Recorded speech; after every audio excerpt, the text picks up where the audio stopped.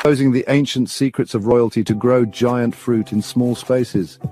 You won't believe how easy it is. Hey there, fellow gardeners. Have you heard about Jovan Hutton Pulitzer's new blockbuster book, Ancient Secret for Growing Giant Fruit in Small Spaces? It's taking Amazon by storm. This isn't just any gardening book. We're talking about ancient methods, once reserved for kings and queens, now revealed to the world. Yes, you heard right. Royal secrets for your backyard. Struggling with limited space? No problem. This book teaches you groundbreaking techniques to grow enormous, luscious fruits, even in the smallest of spaces. Imagine tricking fruit trees to bear fruit in months, not years, and growing produce up to 100% larger than what you find in stores. Sounds like magic, right? Pulitzer dives deep into history, uncovering how nobility ensured bountiful harvests. Now, these time-tested secrets are yours to transform your home garden into a paradise fit for royalty. Whether you're an urban dweller, a new homeowner, or an experienced gardener, this book has something for you. It's packed with practical tips and easy-to-follow methods. From enriching soil to perfect pruning techniques, you'll be growing giant fruits in no time. So why wait? Grab your copy of Ancient Secret for Growing Giant Fruit in Small Spaces now and start your journey to garden greatness. Your home is your castle. Let's make it majestic. Remember, gardening isn't just about plants, it's about connecting with history, nature, and your own little slice of Eden. Happy gardening. Hey there, guys. How's it going? Do me a favor. Raise that finger. Share this program. You know, I've been doing these where I'm bringing you various people that you trust that are out there and in the know to give you their take on President Trump's first 100 days. If they were sitting there with President Trump, what would they be saying to the man that, hey, maybe you should focus on this? Before we get started, let's get you focused on something too. You need to be focused on your money, especially if you have a retirement account, 401k, IRA. This is the fine folks at Goldco. You've seen them in my program for a very long while. The reason is they're here to make sure, or to at least give you the opportunity. Remember, they can't make you click. The difference between you filling out the information and clicking from the first time I told you, when gold was a little under 1,500 and now it's almost at 3,000, the only difference in that is you didn't do anything. Here's the deal.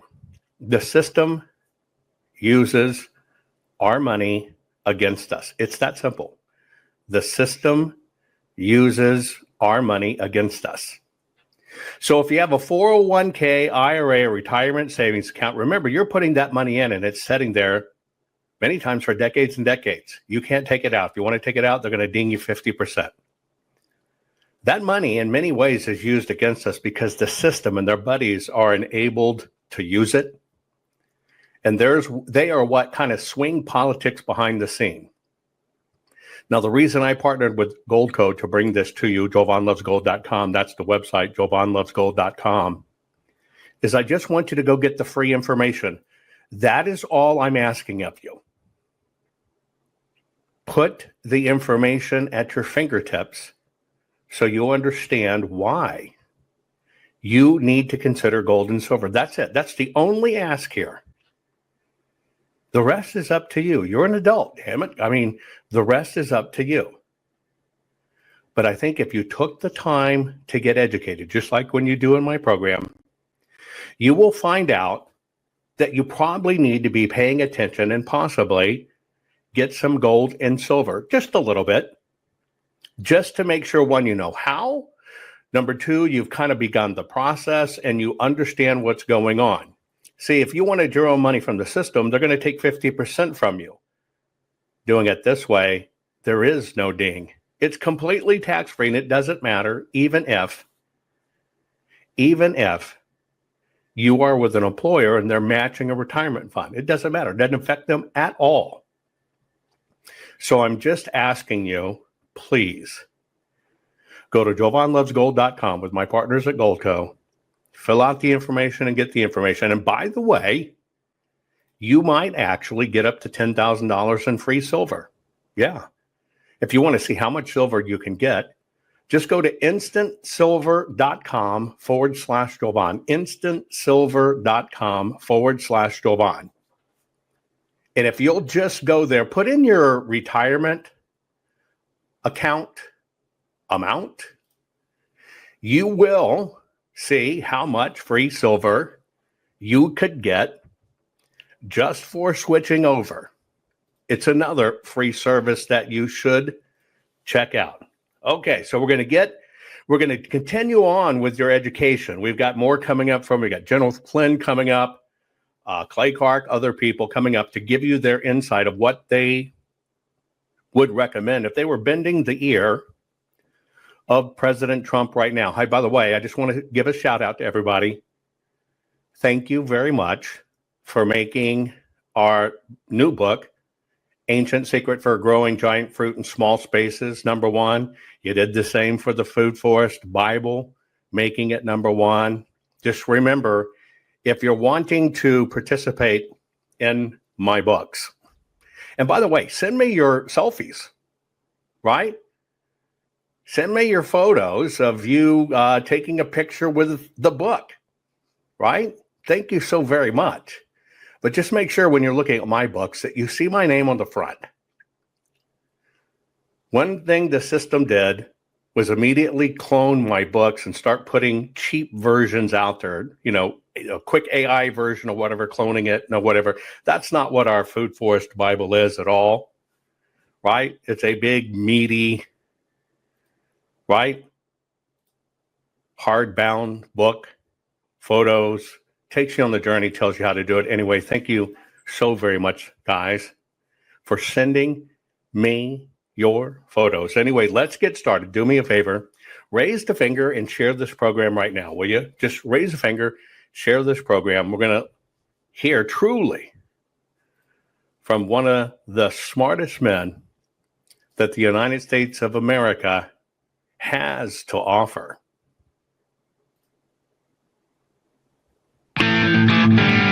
Cut the crap. How many times a day do you want to say that to politicians, the elite, the loony liberals, the fake news media, and the gender-confused, emotional socialist snowflake crowd? Cut the crap is your secret weapon for fighting for our freedoms and our great republic. It all begins with a massive mental enema, freeing you from the toxic news and politically correct views, which constipate your consciousness with stinking thinking. Your host, Jovan Hutton Pulitzer. He's known for calling out politicians and telling them to cut the crap. You've seen him on virtually every television network and listened to him on Coast to Coast Radio. And now he's here to help you learn to fight for America. Culture, race, and American politics. They all have one thing in common. They all need to cut the crap. Now, here's your host, Jovan Hutton Pulitzer.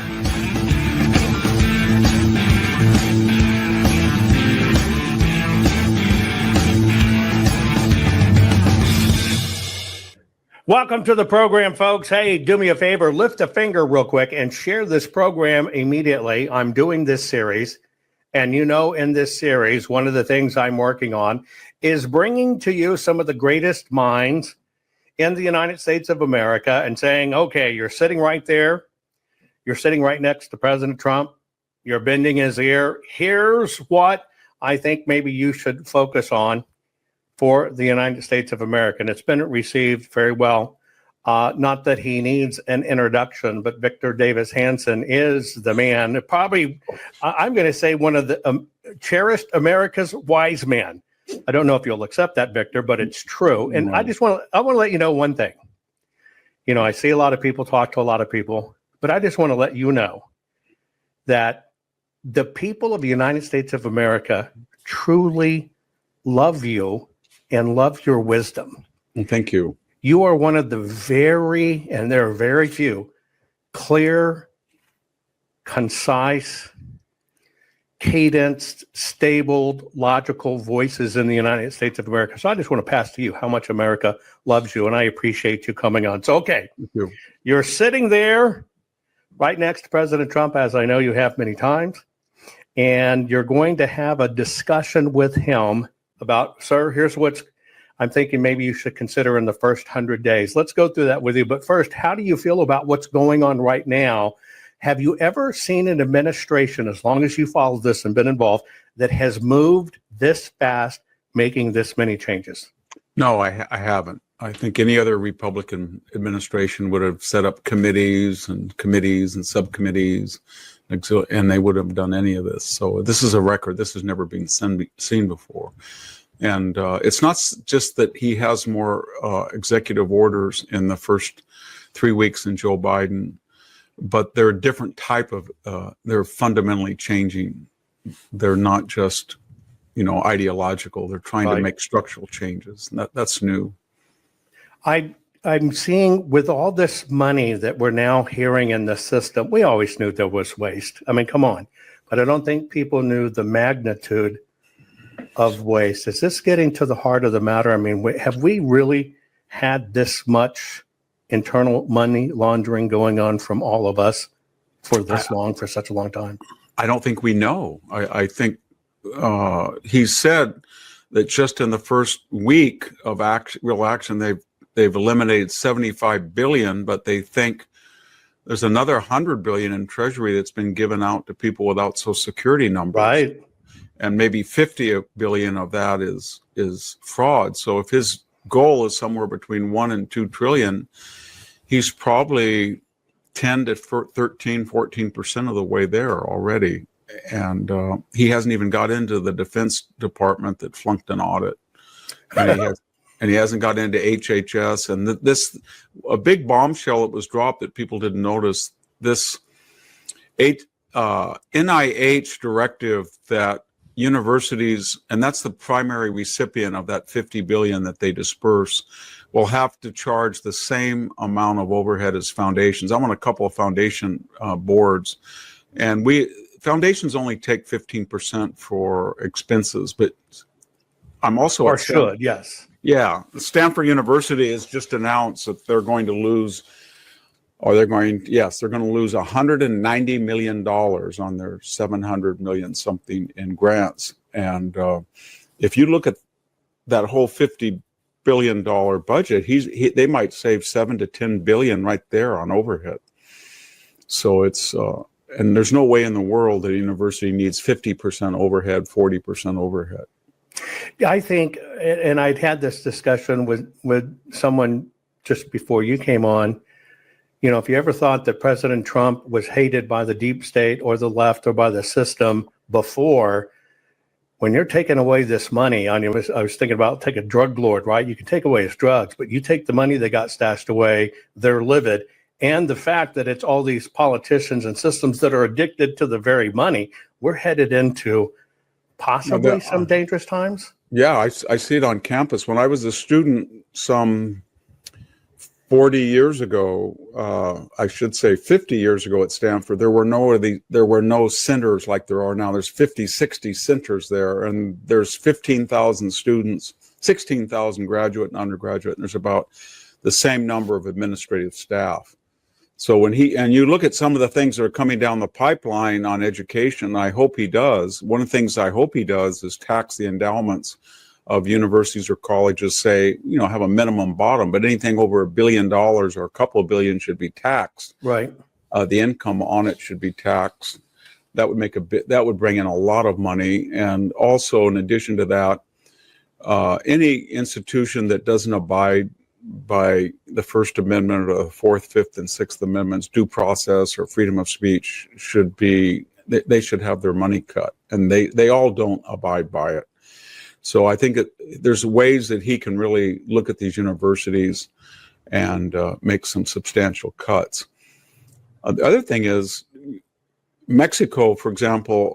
I would, rather than see a 25% tariff, that doesn't bother me, because Mexico under NAFTA was supposed to even out, but they're running almost $170 billion surplus, and it's almost predicated on assembling foreign automakers, computer makers, phone makers parts to get around tariffs here. Right. But they have 63 billion, and Central America has 60 billion, and those are remittances. And those are almost all, from what we can tell by studies, they all come from people here illegally, some 30 million people. And most of those people, not all, but a lot of them are subsidized by local, state, and federal taxation, entitlements, house, health, legal, housing, food. So we're basically telling 30 million people here illegally that we're going to give you generous entitlement support so you can free up $400 to $800 a month to subsidize these governments that drove you out. And if you told Mexico, we don't really care who sends the money because we can't tell and we're not going to play that game, but anything that comes out of the United States to Mexico gets a 20% tax on it. Claw it back. Yeah, you could get right there about $12 billion in savings.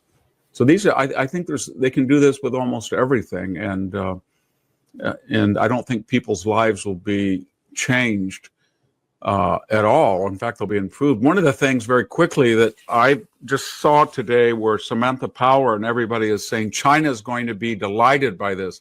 In fact, I think China is going to be furious about this, cutting USAID. You know, we gave them $40 million to the Wuhan Biology Lab, and then we were sponsoring 6,000 journalists, and we spent about $250 million on this Reporters Without Borders. And that had things like 8% of the BBC budget. Right. So, in other words, we were subsidizing people that hated Donald Trump in the fashion that China hates Donald Trump. Paying them to talk bad about our country and our president and us as a people. Yes, and I think China will be very angry that we're not subsidizing like-minded reporters that are similar to them. Or I think they were delighted that we've spent $80 million on a gender studies program at the University of Kabul, or that we're pushing the LGBTQ agenda in all of these traditional Islamic, Middle East, Asian, Latin American societies. And I think they're worried. They're going to say, wow, they finally got smart, and now they're just going to push famine relief and normal disaster relief and vaccinate, whatever. But they're not going to do the cultural imperialism that was so helpful to us when they did it. Yeah, we definitely were scarred in many ways permanently from that. Let's jump back to universities real quick. Do you think President Trump, I was thinking this about some comment that somebody at Yale had said, or Yale professors had got together, that do you think there is maybe I guess we'll call it a defunding of a major academic institution coming down to the pipe that's going to make people wake up? Do you see that in the future? Well, defunding, yeah, it's hard to know when you look at these budgets. I think Stanford, say, has $6 billion, $7 billion a year. And it looks like somewhere between $1 billion comes from the federal government in science grants, health grants, student scholarships. And if they were to say to them, you have to practice, you have to conduct yourselves in accordance with the law, the Bill of Rights, or you cannot discriminate against people on their race or religion, or you cannot allow people to harass Jews like we did at Stanford when we had a professor that just told half the Jews to get on the other side of the class and see how it supposedly feels to be in apartheid. I don't know how much that is going to help. They scream and yell, but would 10, 15, 20% of their budget break them? I don't know. They're not, what I'm getting at is Harvard, Yale, Princeton, Stanford, they're not turning out students that are competitive as in the way they used to because of their curriculum and their ideology. And so they're starting to become very irrelevant. I think they're irrelevant. I think so. They're just like a cattle brand. Parents send your children there not to be educated. They just send them there hoping they're not brainwashed, but they get stamped like cattle with a brand. And they know they would be much better off sending them to Thomas Aquinas College or Pepperdine or Hillsdale or St. John's to get an education. So they're not really universities in the way we used to. They're just sort of liberal. They're kind of like foundations. I mean, they're into everything, but it doesn't have a lot to do with the undergraduate curriculum anymore.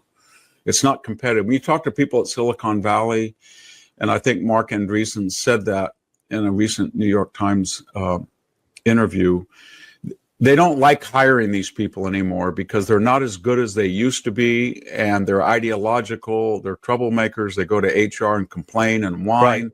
And as he said, we woke up, they asked him why people in Silicon Valley were backing Trump, and he said, we woke up and found out these people were trying to destroy us from the inside. And so we're watching it. Yeah, we're right in the middle of a reassessment of what constitutes a prestigious degree, a prestigious university. And I think that especially these things that Trump has talked about taxing endowments and enforcing freedom of speech or due process on campus.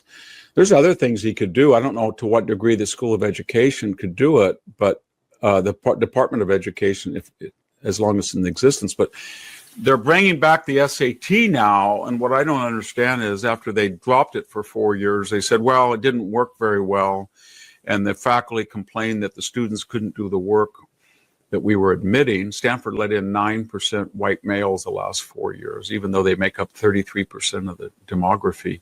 But the funny thing is, people have been talking about, well, why don't you have like a bar exam, only a exit exam, an SAT exit, because there's a suspicion that SAT scores might go down given what they're learning or they're not learning. So there should be some type of accreditation for these schools, that the bachelor's degree would gain some kind of currency if it wasn't just handed out the way it is. But it's kind of like the FAA or all of these government entities. The universities are existing on the fumes of their past reputations, and they're not doing what they say they're doing. And that's I think many are looking at this. It's kind of useless, and the name badge, which is worn as a badge, the name badge is not a name badge anymore.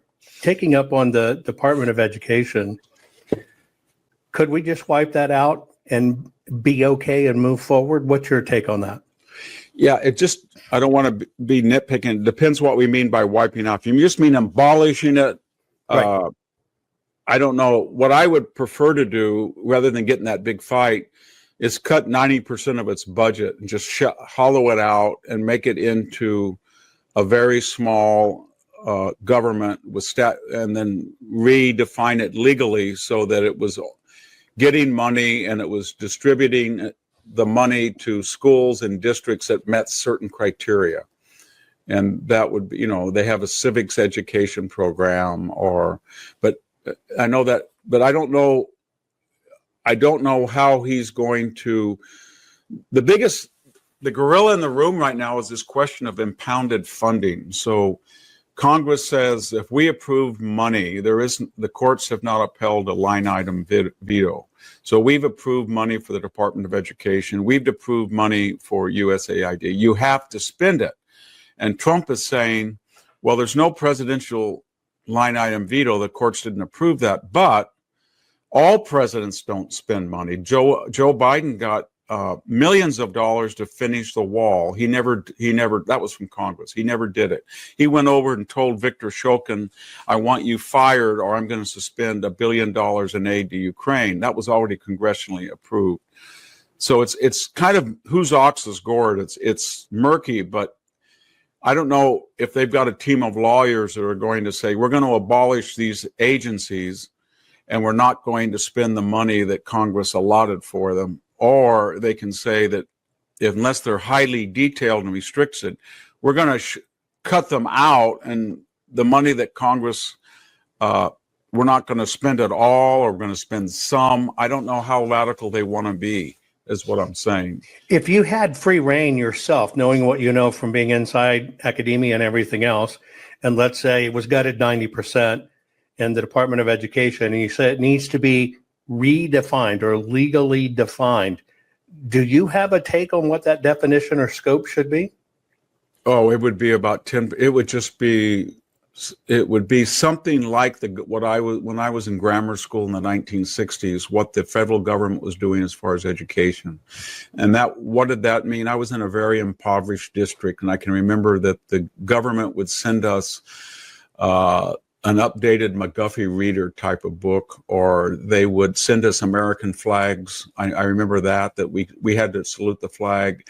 In other words, the government was targeting impoverished school districts and not giving them ideological tools, but just giving them things that their local tax base would not be able to afford, fixing the schools or something like the state. Or a lot of that, I think a lot of it could be done if Donald Trump turns it over to the states too.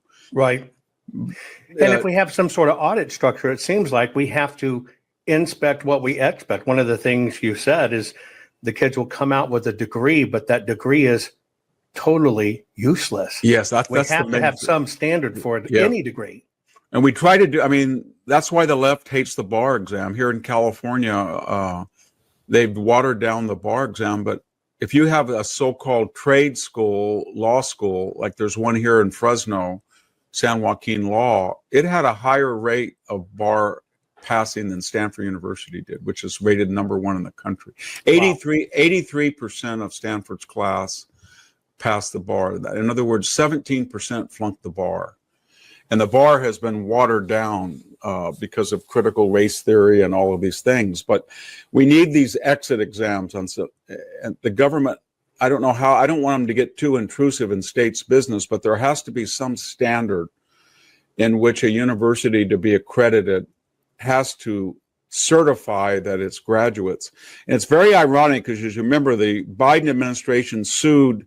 It hated trade schools and private schools that were clerical schools, beauty schools, and they went after them and said that you have no ability to guarantee that you're really training people how to do hair or to be an accountant.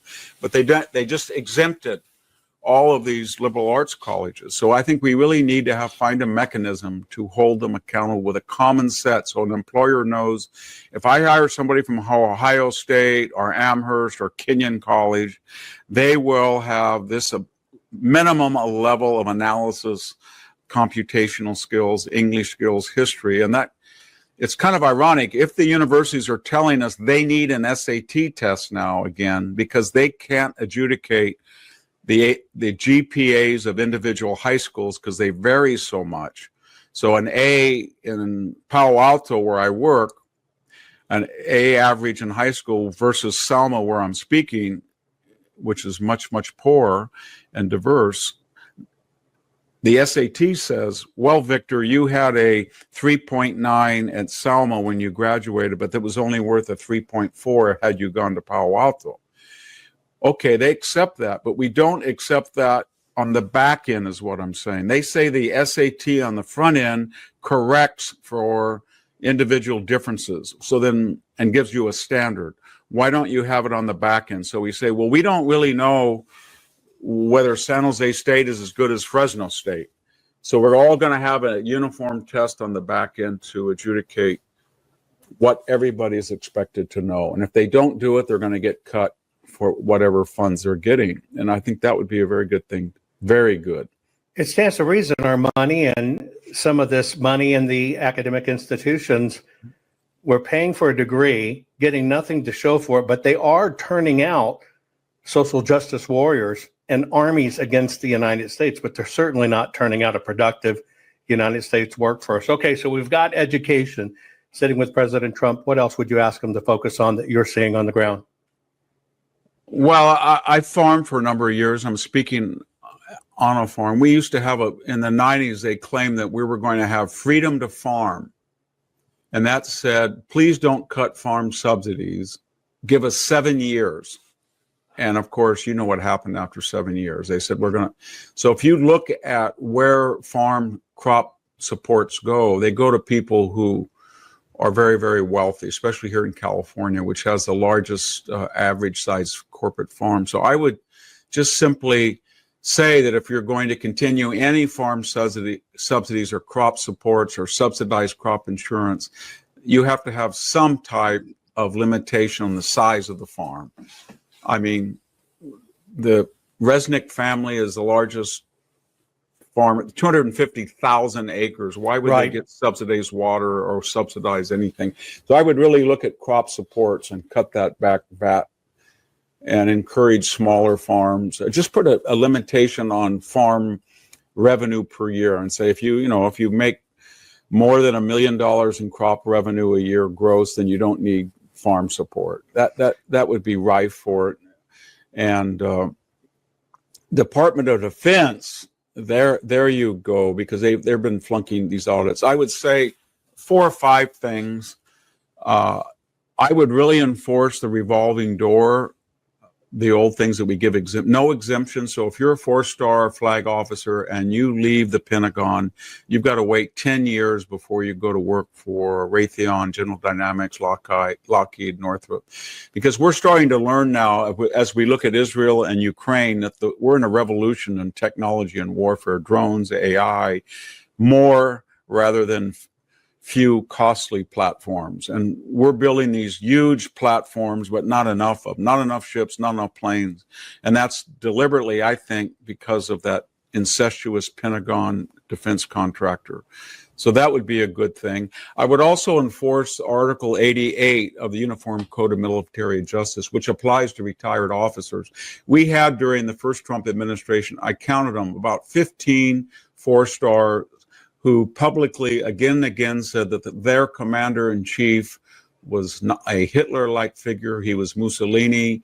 He was a coward. He was a pathological liar. His border policies were like Auschwitz. I could go on. All of those were violations of the Uniform Code of Military Justice. And they do court-martial people of lower rank that go out, and we don't do that. The idea was, well, they're talking about Trump, so Biden and others said, no, we're not going to do it. I think you have to really, that would make a sea change to get the generals out of the political sphere. That would be very... General Flynn and I just discussed this, ironically, and he was talking about all these flag officers that got together, maybe 100 plus, talking about, and this was just recent in the last few weeks, what they're going to do to undermine the Trump administration, because they just can't go along with them. And you're right. It is a offense against our country for them to even discuss it and powwow about it. Well, it's basically treason. It's a statute because it came up 1951 when Douglas MacArthur kept saying that Harry Truman was an idiot and he wouldn't let him go, whether you agreed with him or not. So the Congress passed legislation, said we're going to uniform. The uniform came from all the services are going to have the same code. And it's a lengthy corpus of laws, but Article 88 was specifically designed that generals and admirals, and it applies to, it says in the statute, this applies to retired generals and admirals on pensions subject to recall or advice. Said they shall not disparage the commander-in-chief, they shall not disparage the vice president, they shall not disparage the cabinet members, and they do that all the time. And we had 2 lieutenant colonels, I think Lieutenant Colonel Nagel and another one that wrote an op-ed suggesting that Donald Trump should be removed by force from office. We had I admire him, Admiral McRaven.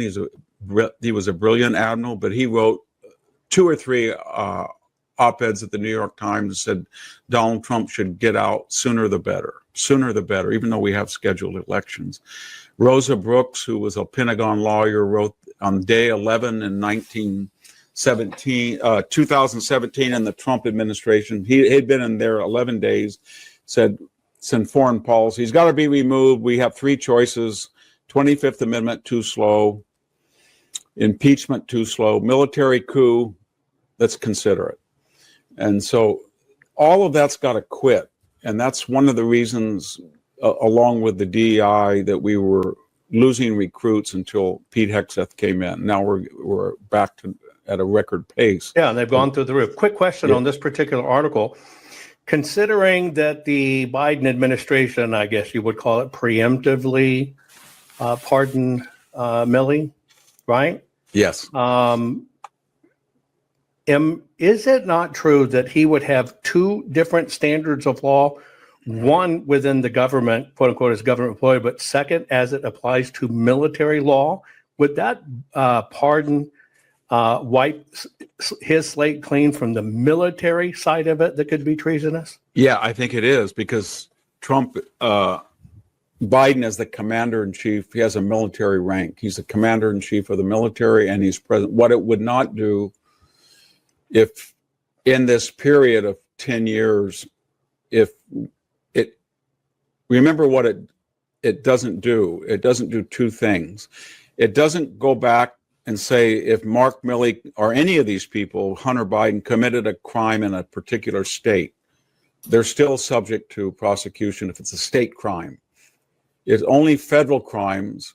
And then second, it says, in addition to that, if they can't commit, they're not pardoned from anything they're going to do in the future. So if you call Mark Milley in today and you say to Mark Milley, did you or did you not call your Chinese counterpart, and he lies under oath about something right now, then he's subject to criminal exposure. But if you call him in and say, oh, by the way, in 2015, when you were a one-star, we found out you were doing this, you can't prosecute him unless he lies about it now. If he says, yeah, I did it, so what? I got the pardon. Understand. Considering your just depth of knowledge of our military and Pete Hegseth's appointment, what do you think the system was really afraid of? Was it just his youth? Was it they're afraid of what may be found, or him not being a, should we say, an institutionalized fellow? What do you think was at the core of that? Oh, I think they realized that in during the Obama and Biden administrations, they were woke, and there was something going on that they didn't want to talk about. And what that something was they keep data on every person's race, gender, sexual orientation, but they don't tell you about that data as it pertains to who was killed. So if you look at who was killed in Iraq and Afghanistan, it's about 74 to 73% white males. If you look at the people that they went after with DEI, they knew that the majority of people, the 8,500 that were drummed out for vaccinations, not all, but the majority were white males.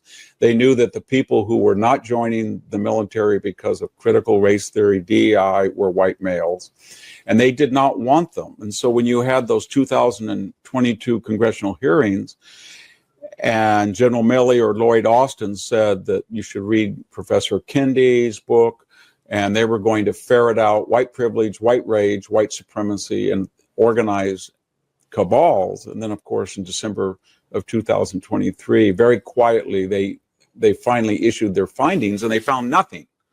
They didn't want to tell you. There was no organized cabal. But in the meantime, they had gone after the one demographic that, for a variety of cultural and social reasons, likes to join combat units over time. Vietnam, Korea, Vietnam, first Gulf War, second Gulf War, the family traditions. They go into the 101st, they go into the Rangers, they go into SEALs, they go into the Marine Corps, and they weren't doing it anymore because they felt their parents were telling their children the last 5 or 6 years, don't do it. I don't want you to go in. You're never going to get, I talked to hundreds of these people. You're never going to get promoted. They hate you.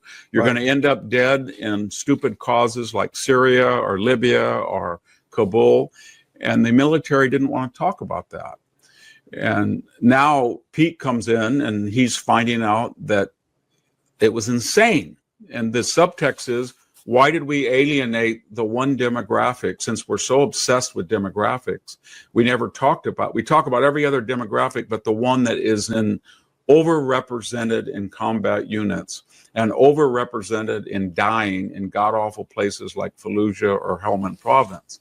And I think that was the problem the military did not want to talk about. They were trying to they didn't want to say the people we count on when we get into these unpopular, dirty wars is a particular rural, upstate New York, white male, more in the southern or western states than the industrial north, but not necessarily, middle class to lower class with parents or grandparents in the military. And these are the people who volunteer that we count on. And they could no longer count on them anymore So then they were changing their ads, not from all you can be to pregnant Air Force suits and gays and women. And they just didn't want to talk about, they lowered the physical standards for combat with women. They didn't want to talk about that. They didn't want to talk about the incidence of pregnancies. They became vehemently pro-abortion, and even to the extent that they, almost a neo-Confederate style, they said, if we have a base in a red state that's going to restrict the access to abortion, we'll make a sanctuary-free abortion base. So that's what Trump and Pete and all of them were trying to stop, is to bring back a military that has plentiful javelins, 155 millimeter shells, lots of weapons, doesn't abandon $50 billion of equipment in Kabul, and is meritocratic and doesn't care about how we look or our identity. And that got people very angry. Yeah, because they didn't want the truth exposed. Talking about the war inside our borders, primarily illegals. You're kind of right there in ways in the belly of the beast and a lot of this agricultural stuff. What are you experiencing? What are you hearing? And how do you come down? Holman is going to make a raid, which they should do. And then people inside the very organizations and stuff, I hear it's maybe backed up by Soros's radio stations tipping off where they're going to be raids, which should yank his license.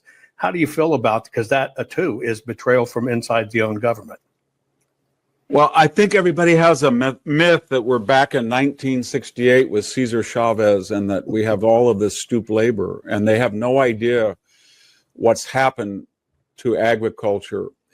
And I'll give you an example. People in the raisin industry said there's no way you can ever mechanize raisins.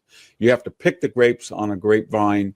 You have to put them in a pan. You got to dump the pan on a piece of paper. And some people still do that. But the majority now, a machine comes through, it cuts the canes, the raisins dry on the vine, another machine comes through, shakes it, and sucks it up. And one machine can do the work of 40 people. I have almonds, 42 acres. When I was a kid, we took mallets and hit the base of the tree, and we had canvases, and we dragged them and then put them in gunny sacks. There's one man in one day can harvest all 42 acres. He just comes in with a machine, it shakes them, he blows them in a row, they dry out, then he comes back with another machine and vacuums them up, puts them in a bin, and they're off. So even things that soft fruit, that's very hard to mechanize, peaches, plums, tomatoes. They're now building, they have almost like little carts that go over the top of strawberries where people are laying almost flat. Right. And they don't have to move. So what I'm getting at is, if you look at the total illegal aliens, they keep saying, who's going to pick our fruit? If you look at hospitality, the hospitality industry, restaurants, landscaping, meat pack, compared to that, agriculture is about 5% of the labor of illegal aliens. And what's happened is, when you mechanize almonds, or you mechanize raisins, or in this area, then that eliminates those jobs that are competing with things that are harder to mechanize. So we have an entity that's the largest grower of what they call cuties, mandarin oranges, about 10 miles from here. And they've noticed that if you take a citizen worker and you train him, and you provide dental and health work there, and you redefine agricultural labor as skilled labor, in the fact, like an electrician or a plumber, they can make it at $22, $23 an hour if the person is really skilled and they take care of them. So they have lifelong employees now, right, from this area that are legal, and they're one of the most profitable concerns in agriculture in the entire state of California. So this idea that there's all these peasants from Oaxaca or Chiapas that are coming up here and there's no skill involved and there's millions of them to make us, that's not true anymore. You know, I was thinking when the story about the Resnicks came out, especially with all the fires out there, good that you're north versus south. But when I heard about the Resnicks and water, I thought about you. I thought about your 42 acres and your almond farm. Did that bottling up of the water, was it hurting your farm? And conversely, when President Trump came in and said, we've got water in the north, open it up because there isn't a water shortage, did that relieve things? How were you being affected by the Resnick roll-up? Well, California, the Central Valley is where most of the agriculture, basically from Napa Valley all the way to the Inland Empire. But it's not cut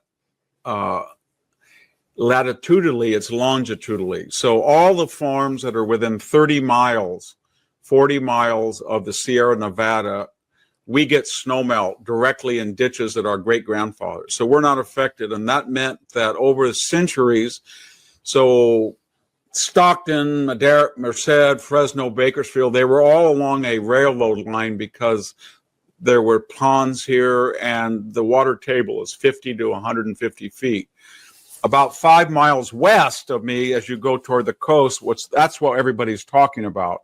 That's the 5 million acres that was not planted until 1960. The water table is about 1,500 feet and nobody could. It was very rich soil, but it was scrub, and that's where the Resnicks are. In 1962, they said the Sacramento River system, which included the Klamath River, the Cascade Mountain Range, all of that water that comes to the Delta will be dumped into the Delta. It'll go downstream, and it will be pumped into an aqueduct. And that aqueduct will go along the coast ranges, and all that land, 5 million acres, will now have water.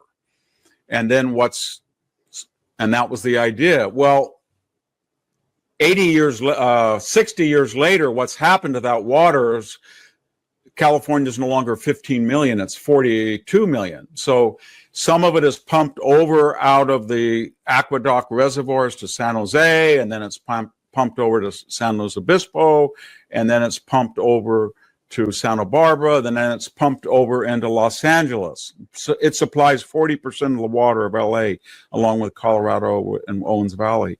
So all those farmers along there, they cut all of their contracts. So what that meant was it was zero. There was no margin of error. You had to have a wet year or a normal year. But what was going on simultaneously was that Gavin Newsom and Jerry Brown decided that when that water got to the Delta, they didn't like corporate agriculture. And so they decided to let just enough water into the aqueduct to fulfill all of these municipal needs, but let the rest out to San Francisco Bay for a fish. And that was 2 years ago, that was 95%. We had a wet year. And then the second thing they did very quickly, we voted to build $7 billion, and we were going to have 6 million acre feet, huge reservoirs so that we would have the capacity on a wet year. He did not build one of them. Violated the will of the voters, but he did blow up 4 dams on the Klamath River to restore it to natural whitewater. So the result was all of those farms out there didn't have enough water, and they started drilling down to 1,500 feet to keep alive. Now that's exhausted. So people like the Resnicks and these big concerns can buy water from other districts. So they're coming over where we are, and they're saying to small little riparian districts, like my district, we'll give you all this money because you have groundwater. Well, we do have groundwater, but we need the snowmelt to recharge it. But now they're sucking that water and transferring it over to what the state has robbed them of. It's a zero-sum game. So that's a long answer, but wherever you are in California, whatever your water table is, however close you are to the snowmelt, it doesn't matter anymore because we have these systems of canals and aqueducts, and it's all in an open market, and the wealthiest people are the largest, and they're bidding to buy it. They're in desperation to buy any water they can, and they have means of transferring it. That's tough. Last 2 questions. First one is cause and effect.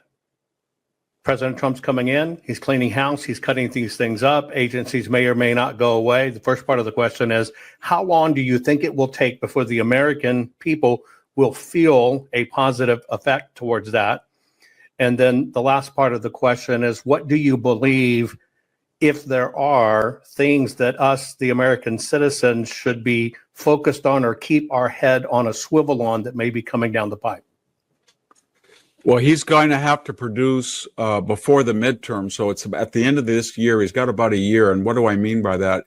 I think if about a year from now, gasoline's got to go down by about 50 cents a gallon or $1. At least. He's got to have a GDP of 2.5% or 3% at least. Unemployment's it's 4%. It should go down to 3%. And the biggest question I'm worried about is inflation, because we still have the 6 trillion COVID and the 7 trillion that Biden injected in the system. It's not all exhausted yet, but more importantly, it created this idea that you don't have to show up for work, or that you got used to high prices. So prices they have to go down as far as housing, insurance. And he thinks he can do it by selling energy overseas, by tariffs, by cutting waste and fraud. And then, of course, his main purpose is, and this is the answer to your question. We have to look what the revenue is. It is true that when he cut taxes in 2017, the revenue went up in the next 2 years. The problem was that was COVID and the spending went up. But if he can target these tax cuts and give these incentives and actually grow the economy so we have more revenue at the same time we're cutting, we'll be okay. We've never had anybody do that. The way that Clinton and Gingrich gave us 3 balanced budgets is that Clinton increased taxes and Gingrich asked for spending freezes. That was a compromise. But we've never had a president that was able to say, I'm going to cut taxes and get more revenue, but I'm also going to cut spending. Reagan didn't really cut spending. He got more revenue, but he ran up big deficits. And so did George W. Bush. But Trump says he won't. Well, he'll have, it's absolutely critical that Musk cut at least $1.5 trillion if you're going to have tax, until the tax cuts kick in. And then I think we'll be fine. You say a year, and I know you got your pulse on this, and you know, and I know, because you were actually sitting there during a lot of these discussions. Look, Obama had 69 million votes in 2008, 65 in his second term. Hillary had 65 against Trump in that run. They said Biden had 81. Kamala came in at 68, but that, of course, was election day. They've now run her up into the 70s. And that wasn't with machines continuing to run. That was because they kept on counting ballots at 60 days after the election. And all this crap is still on the books. And you've heard this firsthand. 21 million bad one on the books. And they probably put 8 to 10 million more illegals with motor voters. Hakeem Jeffries is already claiming that he has the House in 26. And they're probably going to go for a lame duck. I think that year, you're probably right. We have at best a year to try to get anything done, because no needles were moved on election integrity. So in closing, you're right. We had 3 seats. I mean, that had been elected during the Biden years, Michelle Steele, John Duarte, and Mike Garcia, they were elected during the so-called Biden years. And this should have been the year where they had landslide votes in California. They're in purple and red districts, and they all lost. They all lost. They didn't lose on election day. They were all ahead on election day. They lost when these mail-in ballots poured in. That's it. I mean, when you were sitting there, and you know some of these facts even better than a lot of people know. And just like President Trump said, well, if I get elected, maybe I can wipe out the voter rolls. We didn't deal with anything. And so I think we got a good appointed leader with focus in, but we didn't win any battles. We certainly didn't win any wars. And we got 1 year at best. Closing comments, what would you add for everybody? I think I agree, and I think in key states the emphasis of the administration should be to get over the midterms. I would look very carefully at Wisconsin, Michigan, North Carolina, Pennsylvania, Arizona, and insist that and work with the governors and see if you can insist on voter ID. And of course, the Constitution says that the states are primarily responsible for balloting, except in certain conditions where the federal government can step in, as they did with suffrage and the 18-year-old vote. If he could get a national voter ID through, and I don't know how he'd do it because of the filibuster, but that would solve a lot of the problems that people had to show up and with an ID. I think that's what we want to get back to, one day voting. And one day voting. If we could get to a definition of an ID. Yes. Even if we don't get a national ID, they're bringing in the illegals, send them to community college for an English class. They get a student ID that qualifies for voter ID. Yeah. If we could get a definition of an ID and go to one day. Yeah, that's the biggest thing that I can see. I think if you had one day voting, it would be very hard for the Democrats to win. I think it would too. And just like you heard me say, I would be all for. We all have to be impugned at one time. Get rid of the voter rolls. It's everybody. It's equal. Boom. Start all over. That's the only way. Europe does it pretty well. I lived in Europe for 3 years, and they're supposed to be much further to the left than we are. But on terms of voting, they're much more transparent. They're much more efficient, and they do it in a day. They really do. And in person, the vast majority vote in person. That's right. And they get it done. Yeah. I appreciate you so very much. And I just because maybe you don't hear it, but I see and hear from millions of people and people that watch the program or watch you when you're doing your own stuff. I want to let you know, you are an American treasure of wisdom. And I just want you to know that America loves you, loves your voice, and love your work. And it's just true. And so I want to say, God bless you for all you do. Well, thank you. I appreciate you, sir. Thank you for coming on. Thank you. There you go, folks. You want to talk about, America doesn't really have a lot of heroes. It's certainly not a lot of wise heroes. We can have momentary heroes, but not necessarily wise heroes that can just look at the data, look at the facts, understand what's going on, and give good, solid advice. Victor is one of those. I want to encourage you to follow his work. You can find him across all social media. And this is why we're bringing you these series, folks, is you need to hear from people that actually have their ear on the ground, because amplifying this message, getting it out there, tag Elon, tag President Trump, but everybody hearing this is incredibly key to this. Now, I know Victor's a wise man, you know it. I've talked many times about sitting there, right there, telling President Trump what I just said. You got to get rid of the voter rolls. One of the things I never disclosed is the person to my right in this presentation was Victor. And that's why I know he knows everything that's going on and what's driven there. Victor, too, is one of the people that you can listen to and learn from in his area of expertise. I truly don't think there's more wiser at this time in America than him. Folks, share this program. We are all in this battle together.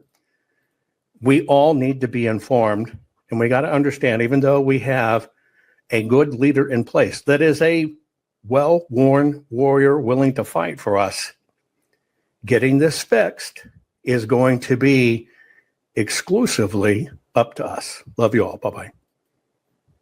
Exposing the ancient secrets of royalty to grow giant fruit in small spaces. You won't believe how easy it is. Hey there, fellow gardeners. Have you heard about Jovan Hutton Pulitzer's new blockbuster book, Ancient Secret for Growing Giant Fruit in Small Spaces? It's taking Amazon by storm. This isn't just any gardening book. We're talking about ancient methods once reserved for kings and queens, now revealed to the world. Yes, you heard right. Royal secrets for your backyard. Struggling with limited space? No problem. This book teaches you groundbreaking techniques to grow enormous, luscious fruits, even in the smallest of spaces. Imagine tricking fruit trees to bear fruit in months, not years, and growing produce up to 100% larger than what you find in stores. Sounds like magic, right? Pulitzer dives deep into history, uncovering how nobility ensured bountiful harvests. Now, these time-tested secrets are yours to transform your home garden into a paradise fit for royalty. Whether you're an urban dweller, a new homeowner, or an experienced gardener, this book has something for you. It's packed with practical tips and easy-to-follow methods. From enriching soil to perfect pruning techniques, you'll be growing giant fruits in no time. So why wait?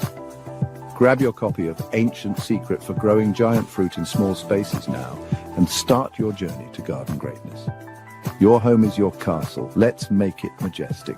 Remember, gardening isn't just about plants, it's about connecting with history, nature, and your own little slice of Eden. Happy gardening.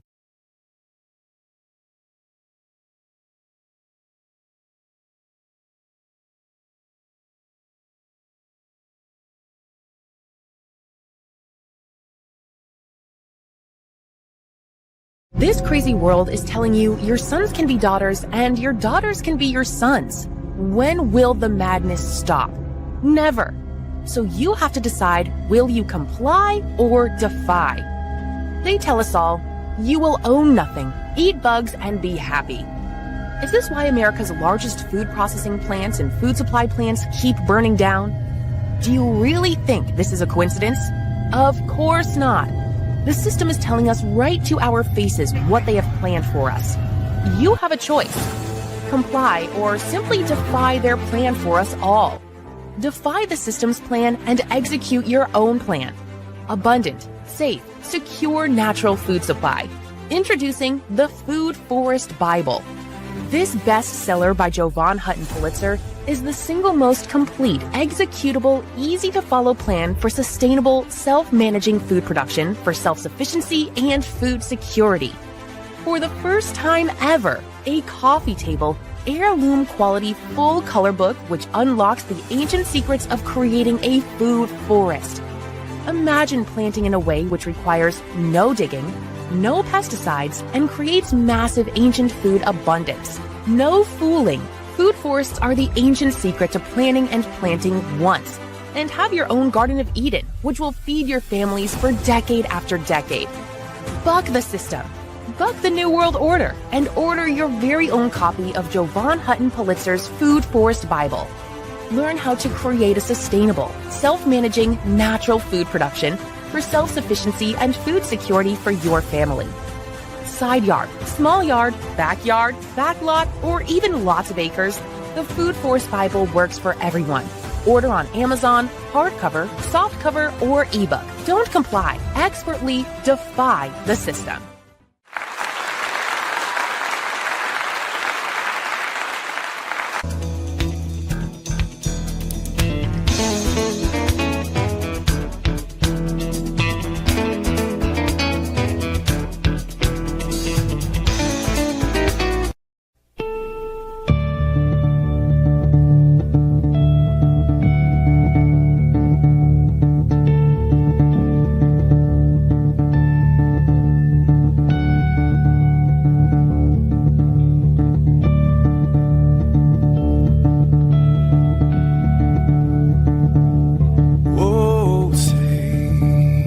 Can you see by the dawn's early light what so proudly we hailed at the twilight's last gleaming, whose broad stripes and bright stars through the perilous fight. Oh, the ramparts we watched were so gallantly streaming, and the rockets red, the bombs bursting in air, gave proof through the night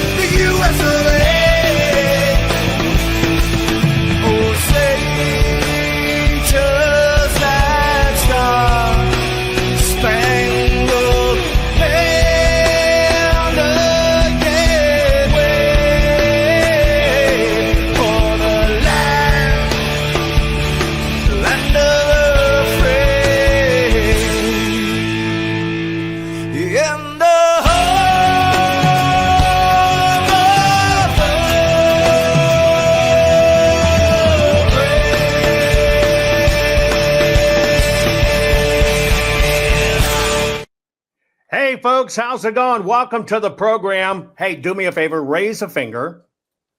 One finger is all it takes, and give the system the finger and share this program. I know you, like everybody else, adores Sidney Powell. Well, it's time to get a little in-depth excavating on the deep state and everything that happened since 2020. We'll even go a little bit further back in time. Make sure you share this program right away. It's going to be very exciting. And by the way, right after this original broadcast, I will hop over to my locals and then continue the dialogue that we're having about what's going on, etc.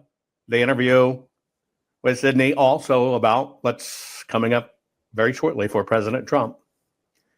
You'll find that at JovanHuttonPulitzer.locals.com. If you're on Rumble, do me a favor. One, you want to click, right? You want to click join so you get my notifications as we do the programs. And that can also jump you right to locals, that join. So make sure you follow me. Click the follow button. Click the join button. That bounces you over to locals when I'm done. It's just like any other social media. And if you want to become a supporter, you have that choice. And by the way, that is where you help me. You're the keeper of the full forensic audit information from Arizona.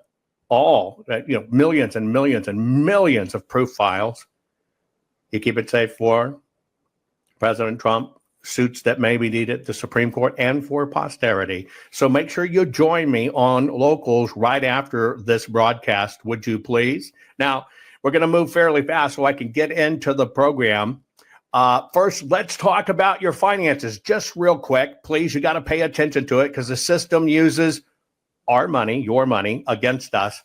I'm just asking you to go to JovanLovesGold.com. I do this with Goldco. They are the experts that will teach you how to get into gold and silver. You need to protect your money, folks, even if it's just a little bit, right? If you listen to me just a while back when I told you, hey, do this, think about it. Your goal was $1,500. Now it's $2,600. Imagine what that would have done for you. And all you had to do was click and get the information. You need to know this stuff.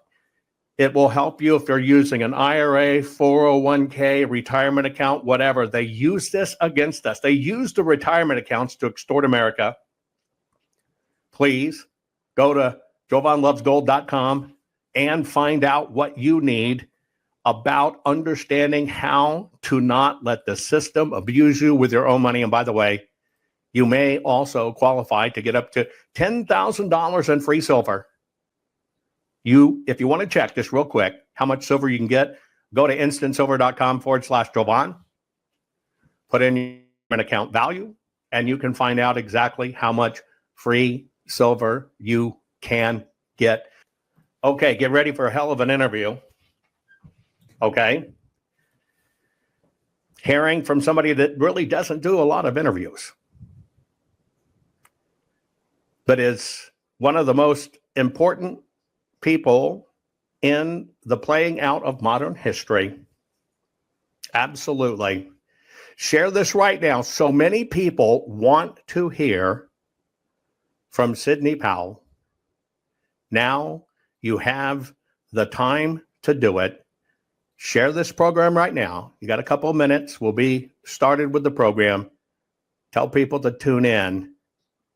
Let's get started. Poll watching for voter suppression? That's so 60 years ago, but hey, groovy, man. Or you can choose to open your eyes. We've been fighting the same voting rights and integrity crap for over 60 years. The only thing that has changed is now they totally control our elections, and technology makes it easier for them. We've been taught to spend our time looking here when we really should be looking here and here, and here. Watching for voter intimidation? Watch what happened at polling places? Yeah, right. Would you even know an election hack if you saw one? We all know the government tactic of, hey, look over here, folks, when the deception really takes place over here. The GOP brags about 80,000 poll watchers. Again, groovy, man. But so 60 years ago, the problem is we have 175,141 voting precincts. That's an average of one single poll watcher, not even at half of the places people can vote. Not too groovy, is it? Change with the time, folks. Time for a technology and knowledge base upgrade. Quit falling for falling short. Stand up, stand out, and become an election integrity expert. Your county, not country, your county needs you. You have to upgrade to stay ahead. While you're busy challenging an individual voter, the system is stealing and compromising every vote. Remember this quote? I did not see evidence of fraud that would have affected the outcome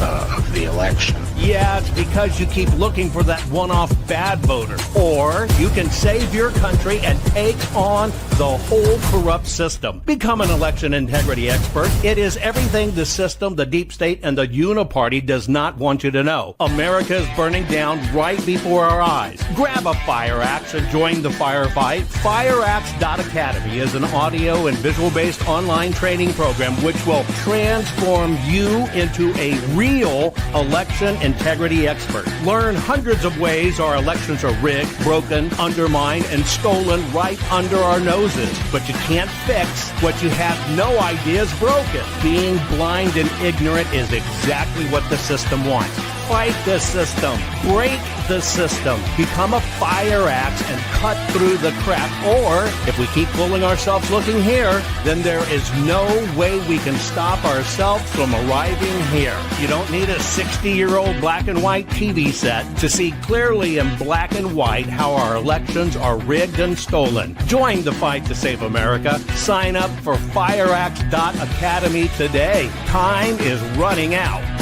FireAxe.Academy. Would you ever eat government vaccines? Feed your family hormones or antibiotics? Never ever do that to your family. So, why buy beef the same way you've always bought beef? You're buying meat glue bonded, hormone-filled, antibiotic-riddled grocery store meat. Say no to supermarket medicated Franken meats and say hello to NeverEverBeef.Club. Always 100% USDA prime or high choice. That's restaurant grade.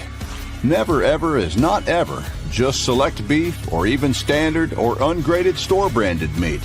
It's simply the very best cut and tasting steak you have ever had. We have never ever given our herd hormones, antibiotics, or even mRNA vaccines. Never ever. Pure Blood Genetics. We've raised our herds this way for over 30 generations. They simply have never, ever had antibiotics, hormones, or killer vaccines.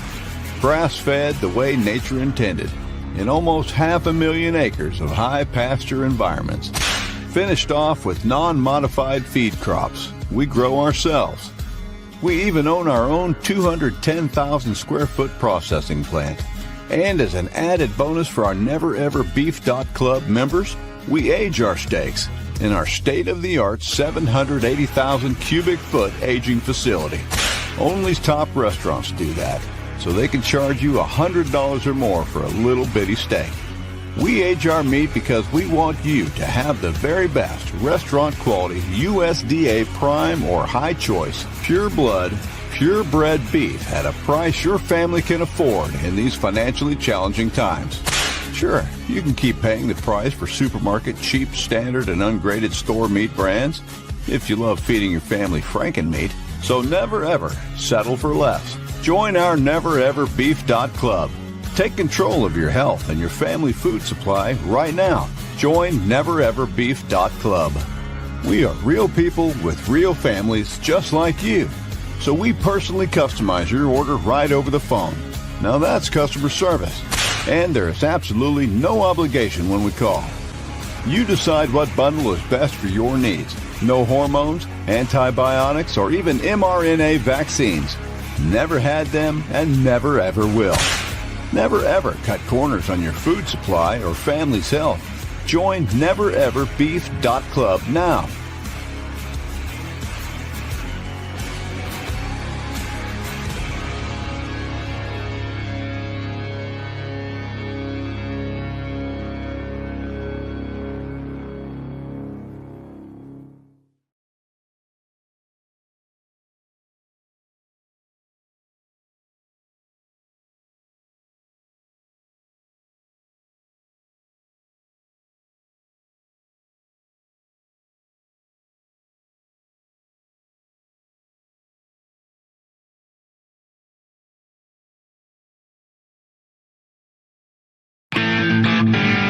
Cut the crap.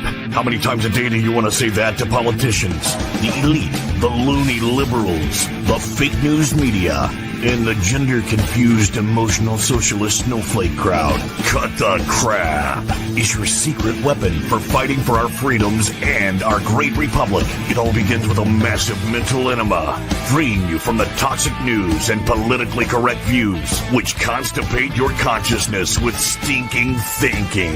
Your host, Jovan Hutton Pulitzer. He's known for calling out politicians and telling them to cut the crap. You've seen him on virtually every television network and listened to him on Coast to Coast Radio.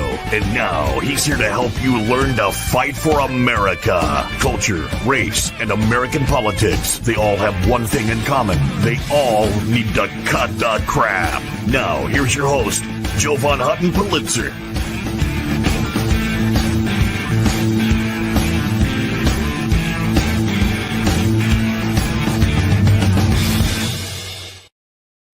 Okay, folks, here we go. I know you've been wondering out there. Sidney Powell, you've been thinking about one of America's greatest warriors. What's been going on? What's happened?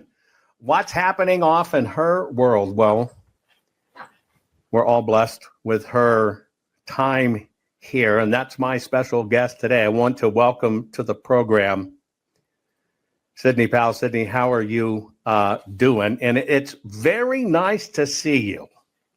Thank you, Jovan. It's really nice to see you too. It's been way too long. It has been way too long. You know, I've got a very simple first question for you, dear, and I think about this all the time. I really do.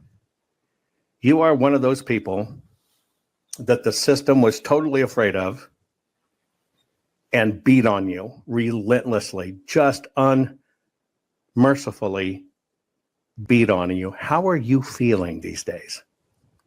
I feel great. I mean, it's certainly been a learning experience.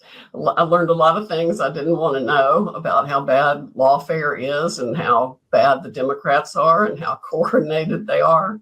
But I'm doing great. I'm doing even better since November 5th when we won the election, and looking forward to January 20th. It can't come soon enough as far as I'm concerned. I'm the same way. There's a little part of me that is very pensive about the 20th. And of course, in President Trump's first term, they hobbled him completely in a very, very big way. Folks, I want to share something with you real quick. You might want to make note of this, and this is Sidney's book. You might not have known she had this book. And if you're one, you want to understand how long Sidney's been in the trenches fighting this, I would recommend that you possibly consider take a look at the book, License to Lie. Let me read this to you real quick because, you know, sometimes you only think about your exposure to Sidney from this election stuff or whether it be General Flynn, but she's been in it for a long time and unfortunately has seen the worst of the worst in these worst people. The write-up on it says, dare to learn the truth about a core group of corrupt prosecutors who rose to powerful positions, including now on Robert Mueller's hit squad investigating President Trump. A tragic suicide, a likely murder, wrongful imprisonment, and gripping courtroom scenes draw readers into this compelling story, giving them a frightening perspective on justice corrupted and who should be accountable when the evidence is withheld. License to Lie, exposing the corruption in the Department of Justice, is a very true story of the strong-arm legal and unethical tactics used by headline-grabbing federal prosecutors in their narcissistic pursuit of power. Its scope reaches from the U.S. Department of Justice to the U.S. Senate, the FBI, and the White House. This true story is a scathing attack on corrupt prosecutors and judges who turned a blind eye to these injustices, and the president who has promoted them to powerful political positions.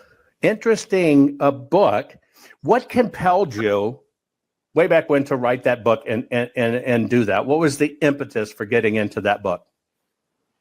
Well, I had represented Arthur Anderson more of as a consultant than as direct counsel, but then I was lead counsel for Jim Brown, one of the Merrill Lynch defendants in the Enron barge case upon the collapse of Enron. And I saw President Bush appoint a number of prosecutors to the Enron task force. They were chosen by Michael Chertoff and Larry Thompson and probably Robert Mueller too, as I recall, for being just notoriously nasty prosecutors. Right. Which isn't what a prosecutor is supposed to be at all. I was one for 10 years under 9 or 10 different U.S. attorneys in 3 districts across the country. And no U.S. attorney I ever worked with would have tolerated the kind of behavior these people engaged in for 2 seconds. I mean, they hid evidence that showed people were innocent. They made up crimes. I mean, the Arthur Anderson case was reversed by the Supreme Court in a unanimous decision written by Justice Ginsburg. And they just took parts of 2 different statutes to make a crime out of something that wasn't, which any good prosecutor knows you can't do. You're supposed to strictly construe the statutes. There are more than enough crimes out there that if somebody's really done something wrong, they can be prosecuted for them. In fact, now we're witnessing a gross overcriminalization across the country. And you can walk across the street and commit 10 crimes that you don't know existed. It is amazing how they make things up. It is. So, I from my own experience as a prosecutor, I knew what I was seeing was very, very wrong.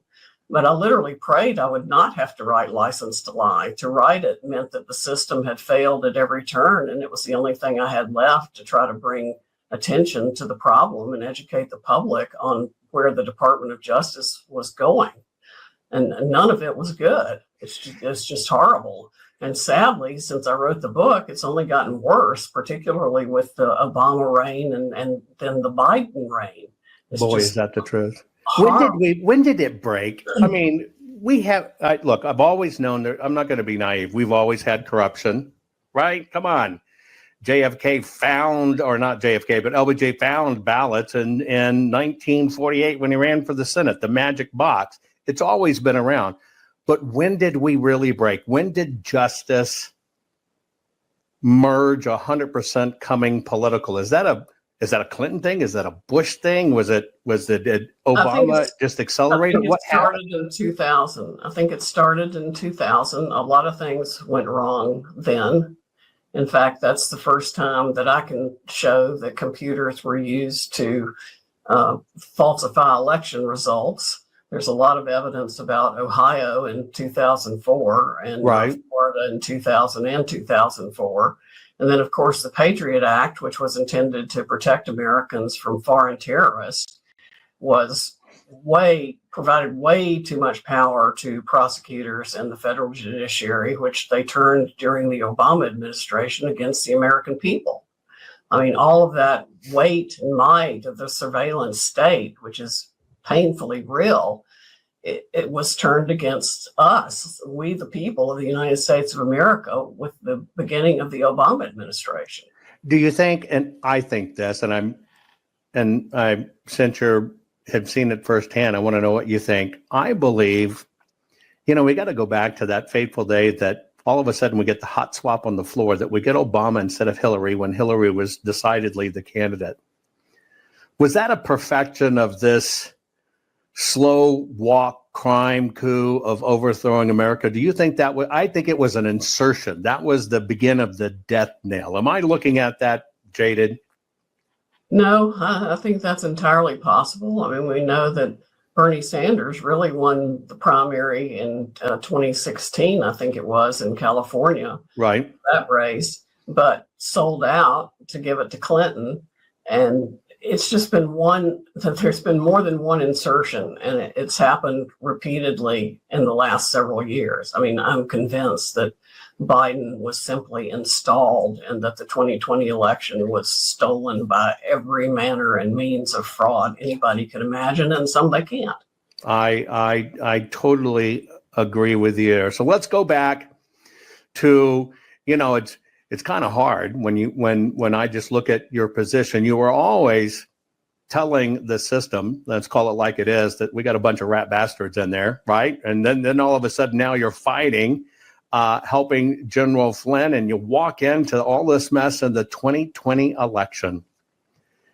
And I learned even more about how evil it is with representing General Flynn, where they completely made up facts and crimes against him. And we finally got the Department of Justice to move to dismiss the case, only to have the judge go hog wild and appoint his own prosecutor and try to drag it out for another 4 or 5 years, or send him to prison for 5 years. I mean, it became obvious the judge absolutely hated Michael Flynn.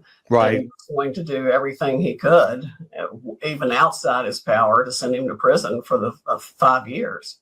Do you think the system had a little bit of a vendetta with you, no matter what, pushing it even further just because you were able to clear General Flynn? As one person said, I'm like the only person to have ever beaten the deep state. Right. And add to that, me speaking the truth about the 2020 election, and they went bonkers. I can't even tell you the number of federal lawsuits filed against me, 19 grievances with the Texas bar, 3 years of litigation, full-blown litigation with the Texas State Bar. We won that. The court finally held they had absolutely no evidence I'd done anything wrong. 2 sanctions motions that went all the way through the federal courts and up to the Supreme Court. I think there were like 6 or 8 different federal lawsuits filed in different courts. We're down to 2 of those now. Just Dominion and Smartmatic have, or their suits are still going against me in the district court for the District of Columbia. But after beating the Texas bar soundly for 3 years, they just instigated another effort to try to take my license that will be heard later in January.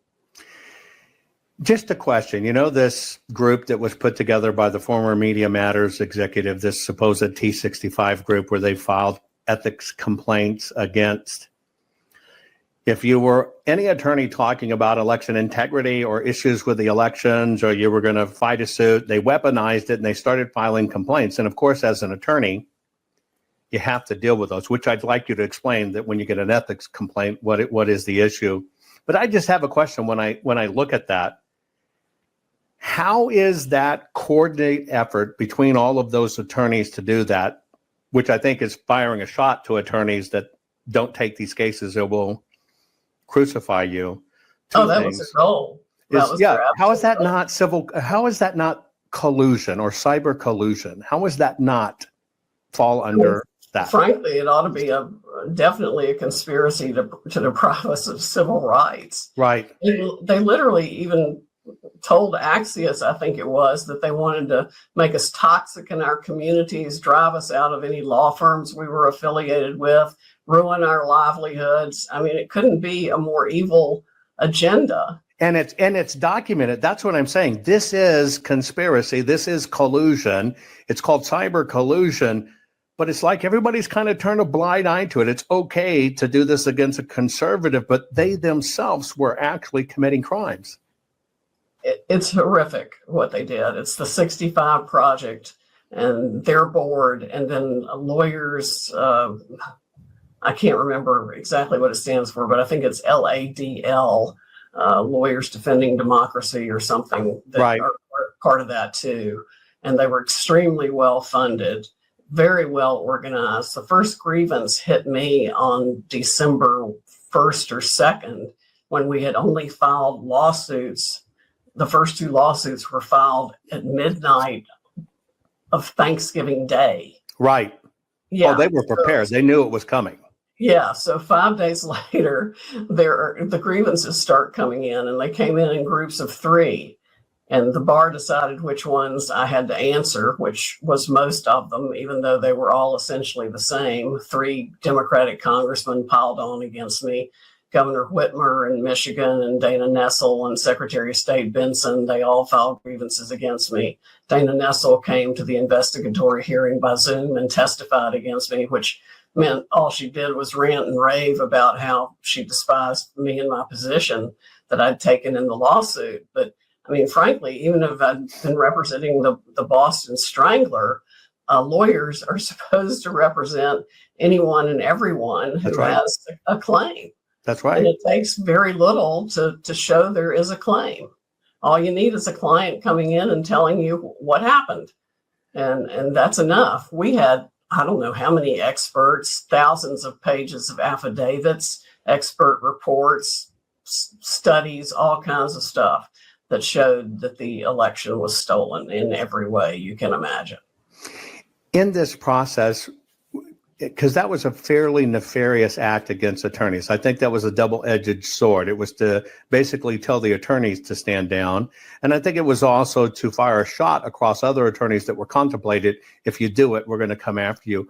Why is it so critical that an attorney, when they get an ethics complaint, has to respond to it so quickly? I understand there's a fairly short window. Will you just explain that process and why it's such a difficult thing for an attorney to deal with? Well, the bar associations make all the rules governing lawyers and set it up however they want to set it up. The procedures are fairly standard, although, excuse me, there are different ways of carrying it out across multiple jurisdictions. For example, we are also under ethics inquiries in Michigan and were in Arizona, but I think that one's finally resolved. It's just been everywhere and nonstop. But yes, a lawyer under the professional rules of responsibility have to answer any grievance the bar says you have to answer. So this required major briefing on, I think it was 12 that they required me to answer, in reply briefs and replies and produce exhibits. I think we produced over 100,000 pages of documents to the bar. One of their complaints was that I had no reasonable basis for my lawsuits. Right. They're trying to say they were frivolous and you just made it up. You had no basis. That's why it's an ethics violation. Right. When we had cybersecurity experts who couldn't be more credentialed and actually worked for the government in many ways, in many places, to testify about what had happened. It's stunning, actually, what all has been launched against me and others. I think only Rudy Giuliani might have had it worse. Yeah, that's the truth, isn't it? And I see him fighting and for President Trump, of course. Yeah, of course, President Trump by default. You know, I sit and look at this and I tell people, look, I was part of the problem. I didn't treat my ballot like the most sacred contract with America documented is. I treated it like a damn lottery ticket. If it gets to $1 billion, I'll play. So I'd vote for a president every now and then. Didn't care about down ticket. And then you have the sobering truth. The damn county recorder in Maricopa County, Arizona, has a lot more power than the president of the United States. I didn't treat it right.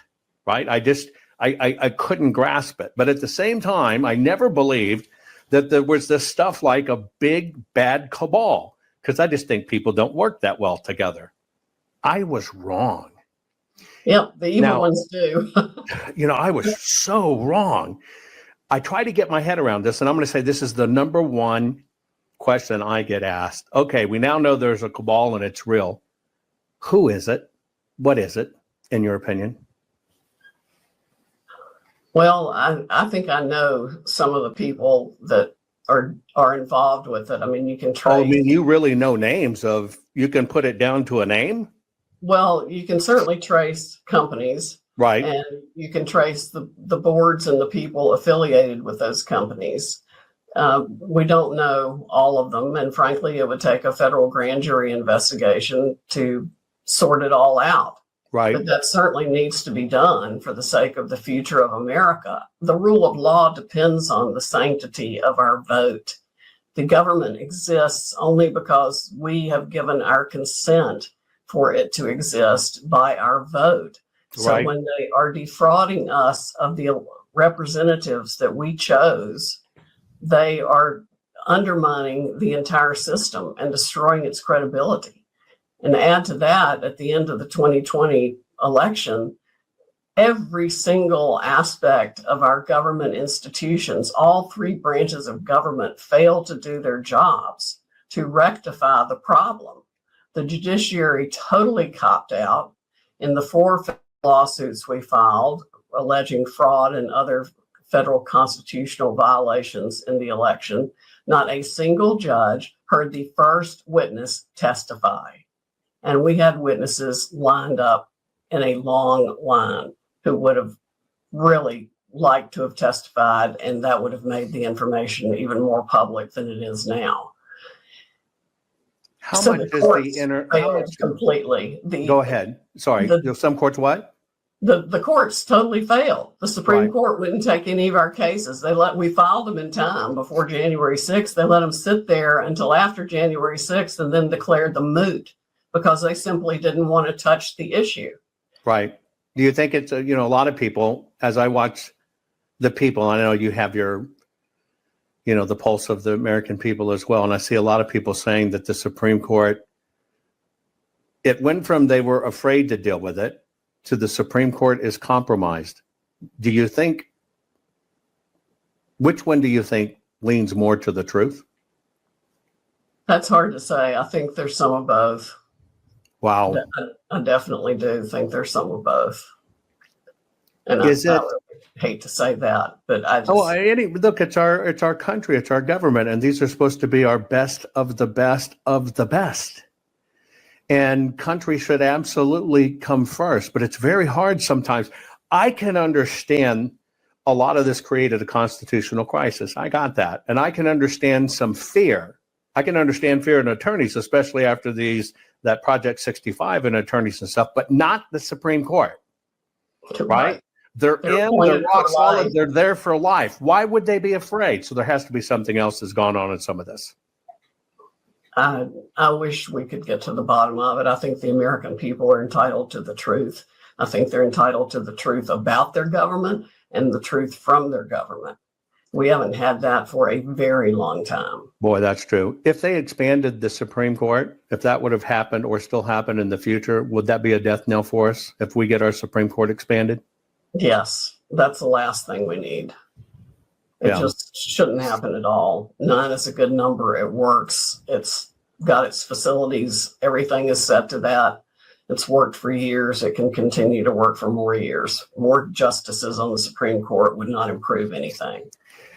What was the linchpin that made you decide to take this on in 2020, knowing that they're just going to brutalize the hell out of you? And by the way, God bless you and thank you for your patriotism and being brave enough to do it. But what made you decide I'm going to tackle this head on?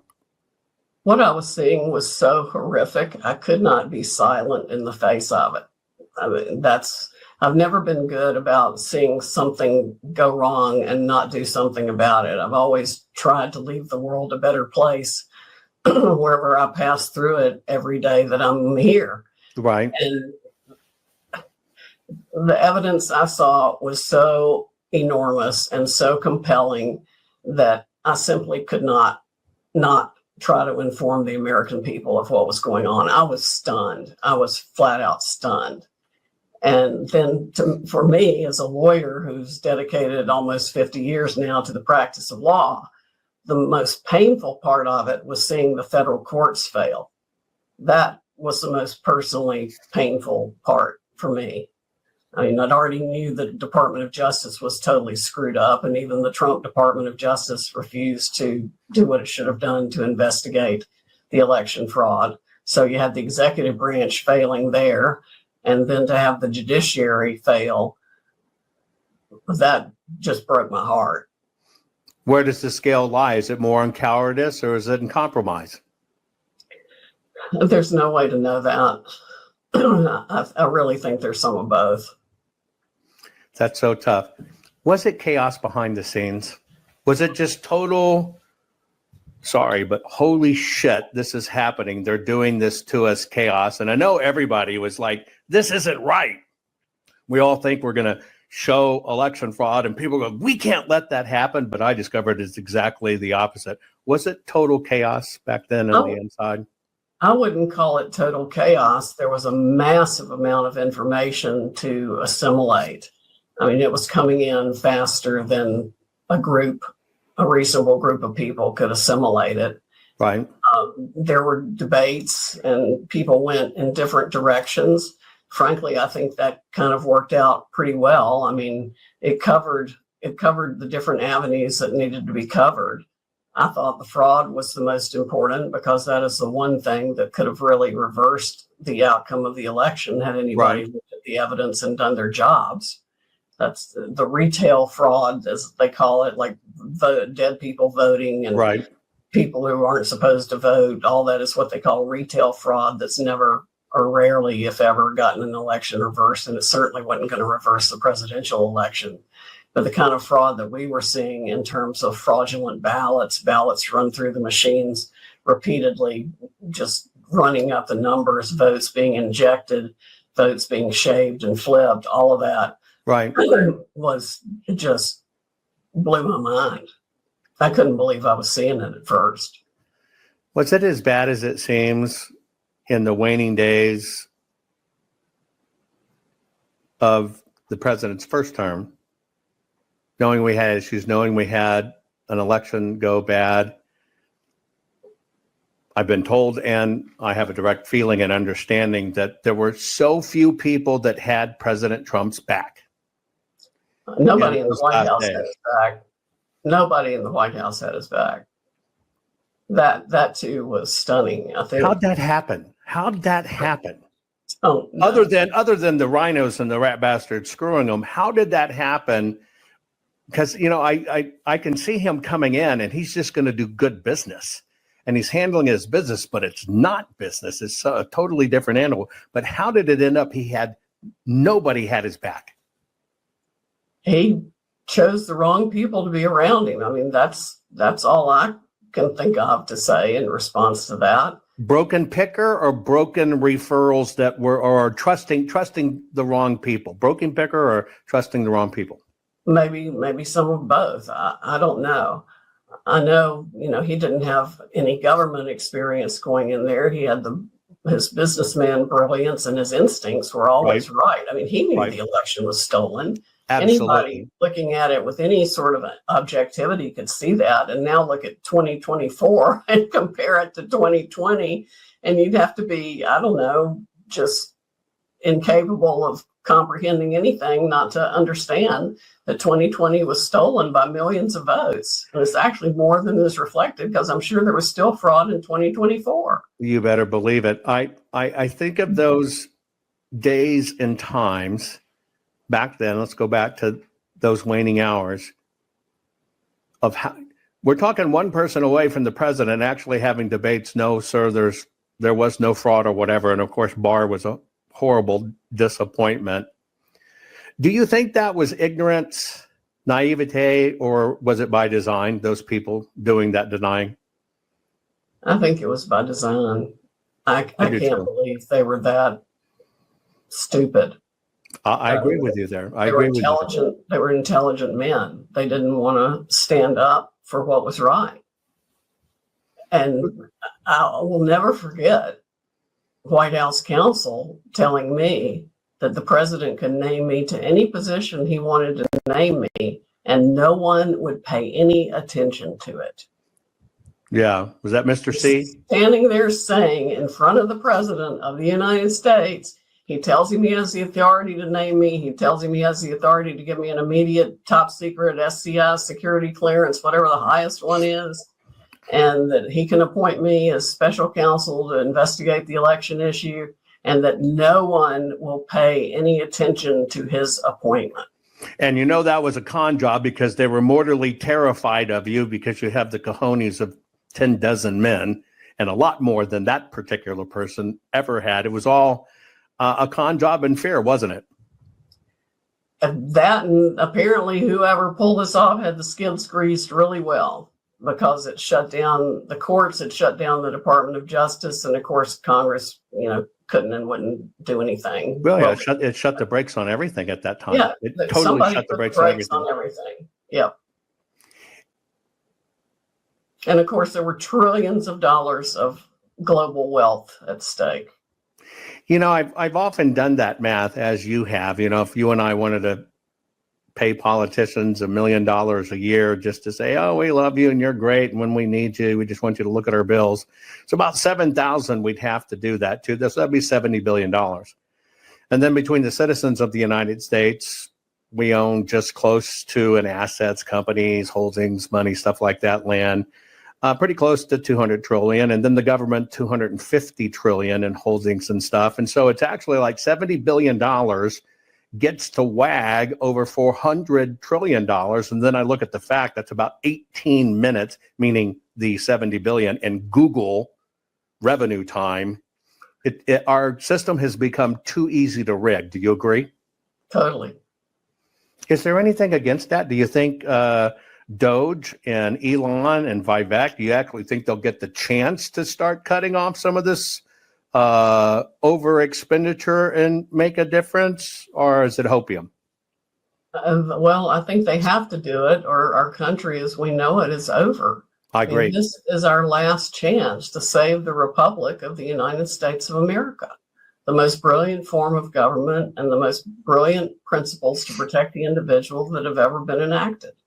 And we have to do it. Do you think? Well, and I look at this. So here's the numbers I look at it when I try to analyze 2024. Because I got to tell you, for me, it was come down. They might not let Trump in because they want civil war. But then again, they didn't get rid of our Second Amendment, which I think they have to get the Second Amendment to fall in order for them to successfully do it. There's part of me when I look at the numbers, and yes, a lot of people believe too big to rig. But when I look at the fact that if you look at the Kamala votes at the time of the election, there was that 15 million voter deficit between Biden and her. Of course, it took well over 60 days for them to continue to count. And that wasn't the machines. That's just the manufacturing stuff up underneath. And they closed that gap to within 6 million. And they did it all down ticket. Now, when I look at that, I got a question for you. In order to, because we're going to be in a world of crap when it comes to the midterms, where they're going to try to lame duck them. Did they let Trump win? That's definitely a possibility, although I really think it was too big to rig. I think enough people waked up in the last 4 years to all the evil that is the Democratic Party and their determination to destroy the United States of America as we all know it, that they were paying more attention. They got out to vote. We did successfully get some changes in state legislatures. They toughened up policies and procedures here and there enough to get by this one time, but it's not enough. Well, it wasn't enough to secure down ballot races in Senate seats and congressional seats, and no telling what the state seats were. I can't even follow all of that enough to know, but I know there was still massive cheating. And until we get paper ballots hand counted with real citizen voter ID and only a day or two to cast your vote, we're going to continue to get screwed. I have always said in all of this battle, even with the audit in Maricopa and all the stats and stuff, there's one part of all of this we fought the Democrats. But I think there was more pushback and fighting Republicans to try to do what's right and get information right. Now, you said fighting against the Democrats. Do you think it's predominantly Democrats and a few bad rhinos, or do we have what it looks like a uniparty? I realized, and that's another thing behind License to Lie, I realized when I saw President Bush appoint all these bad prosecutors to this position and then watched Obama promote them all, that we had one political party. And that's been that way for 20 years at least. Right. It's the people in power versus the people of the United States of America. They want the power. They line their pockets with money that comes from that power. And they want to keep us ignorant and quiet and unassuming. I 100% agree with that. So let's go through this 4 years of total brutality beating up on you. What was the most important lesson or thing you learned as a result of these last 4 brutal years? That we need to do something to stop the lawfare against other lawyers. It's the Texas bar, after having me deal with the 19 grievances and 3 years of litigation, depositions, interrogatories, the whole works. They changed the rule in Texas. All the grievances filed against me were made by people who had no connection with me whatsoever, except for the governor and state officials in Michigan who were defendants in our lawsuit. Right. All of those grievances should never have been filed, never have been allowed to have been filed. And now they couldn't be filed. But never mind, they sucked, I don't know how many hours of 3 years of my life dealing with that absolute bullshit. Right. And hundreds of thousands of dollars in legal fees and time that can never be recouped. Right. Just because they're a Democrat and they want to make an example out of you. Now, was Texas the only state to plug that egregious loophole? I don't know. I haven't checked on the other states. I mean, it would stand to reason with all this Supreme Court and other stuff, no standing, that would kind of be no standing there. I can see the states where you're suing, right? Because they're named in a suit, but no standing doesn't apply there. Right. Yeah. They finally changed the rule in Texas so that you do have to have some sort of interest in the connection with the lawyer to file the grievance. But I mean, we deposed some of the people that, they woke up that morning and read the paper and saw that I'd filed this suit that said such and such. And so they spent the rest of the day writing this grievance with citations. And they weren't sure. It was crap. There was a lot of stuff that went on. A few questions. I try to look at how we can get all caught in a triangulation. And none of this was a short, quick play. This has been a very long play for a very long time, which is also why they've been working in mail-in ballots and all this other stuff. And everything's written for, because our system on every level is corrupted. As I go back and look at just a tremendous amount of this, I have questions. Why could our nation, our government, our lawmakers even think that we have any modicum of protection when even the Election Assistant Commission's rules regarding the machines and or software, the systems, are 100% voluntary? How do you enforce anything? Because, and I've tried to read them, because they say, these states, if you look at it and you kind of go down how they're supposed to run their elections, they say we follow the EAC guidelines. And then you go read EAC guidelines, the EAC says it's totally voluntary. One, is it appropriate? And do you believe that we've got to change this voluntary system of election rules, and they have to become like your bank? You're overdrawn a penny, you're getting fined. What do you think? Yes. The whole voting system needs to be treated more like our banking system is. None of the deviations that we saw in votes would have been tolerated for 10 seconds in a banking system. The auditors and everybody would have been down their throats, and investigations and criminal charges would have been brought. And our votes are more important than those dollars. Well, that's one of the last conversations we had before the one time when we were in Arizona, was talking about, isn't technically the ballot a contract? Isn't this somewhat kind of contract law? Because we're enabled them to bind us to debt because of this contract. And it's just amazing because I never knew that. I look at it and I go, well, holy crap, every one of these things are voluntary. Next, I cannot rationalize why Fox News settled so fast on some of these suits. When I look at it, I feel that in some way, maybe, again, like this threat with attorneys, maybe some of this stuff was threat and fear porn lawfare. Did Fox, in your opinion, settle too fast with all that crap? I mean, was it even necessary? It just kind of stinks to me. It stinks to me too. I don't think they should have settled. I don't know how Dominion could prove any damages caused by Fox. The whole case to me stinks to high heaven, and the settlement does too. I've tried to analyze it, and I go back and look at all of this. You know, a lot of this, and I try to look at winners and losers. And granted, I just want to let you know, and people, you know, I've said this before. Yeah, President Trump's in. We didn't win, right? We didn't even really win a battle. We're still in war.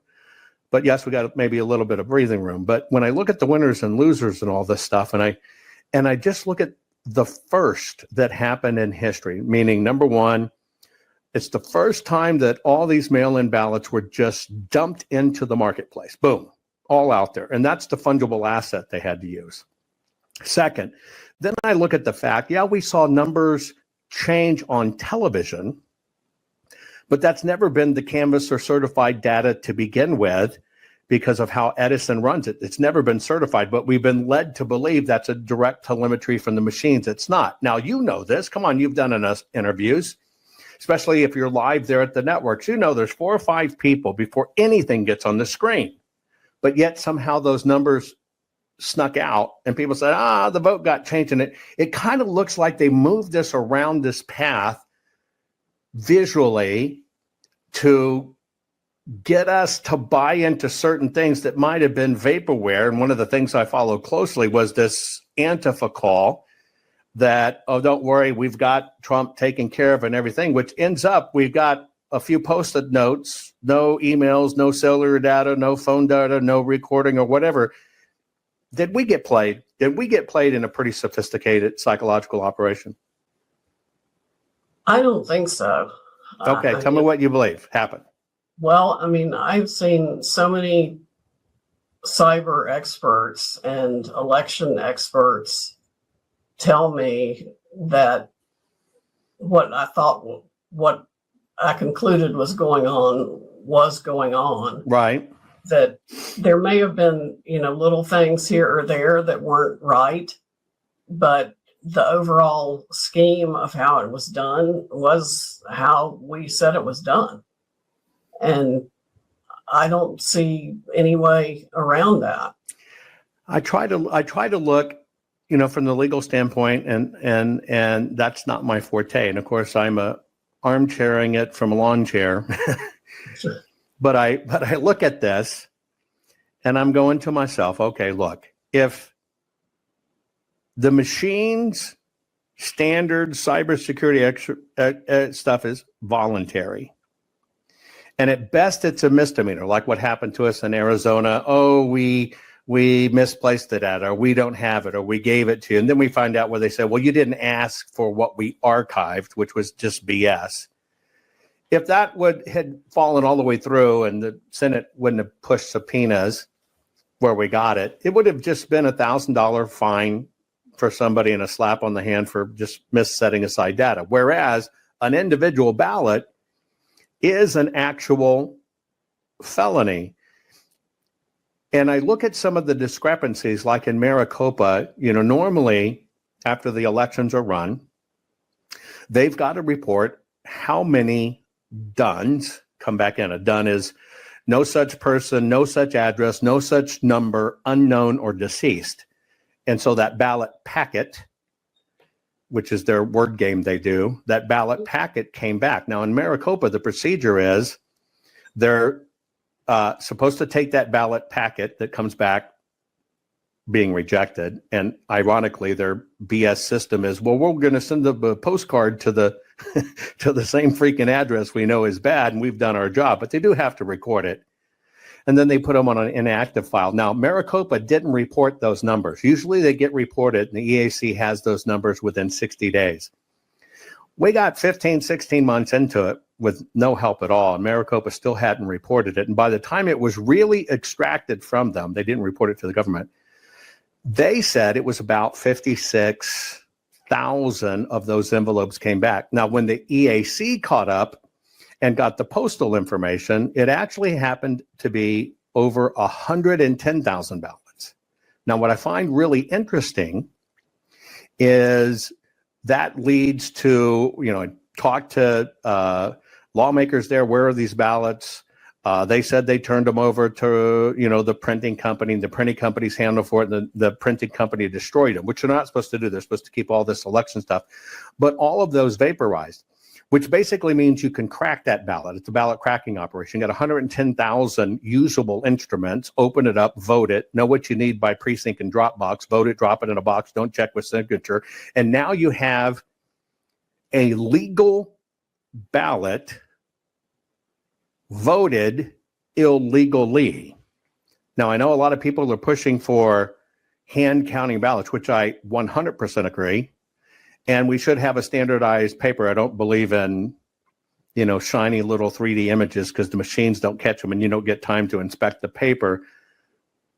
But in that kind of system, when we have drop boxes and we have such mail-in ballots, how can we make a difference hand counting even if we go to paper? Well, for one thing, like Georgia did, or I don't remember whether they wound up getting this through or not. I think it went through at one point and then it might have been pulled back. The number of ballots have to match the number of voters. That would be a starting point because there are many places where far more votes were cast than voters exist in Michigan or other states. Right. Which just is so ridiculous.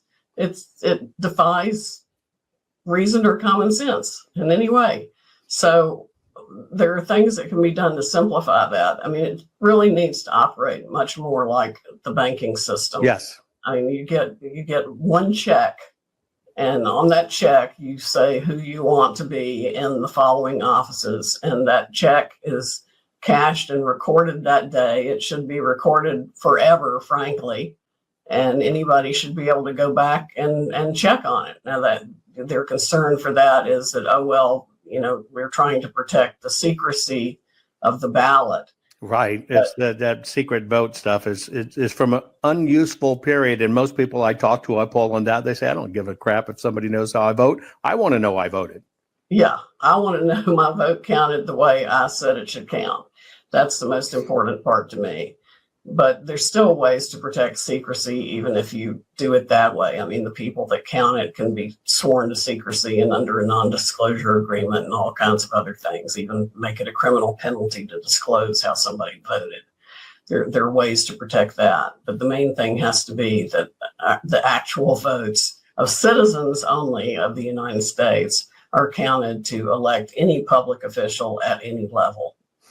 Yeah, see, that's one of the greatest concerns I had, and I had this discussion sitting down with President Trump at Mar-a-Lago, that, sir, we have 21 million bad voters on our voting rolls, and those are duplicates, clones, dead voters, non-existent voters, made up and stuff. And then we look at this border crisis we have, where we got 8 to 10 million people across the border. The first thing they do is usher them off to go get an ID because you're going to get a job.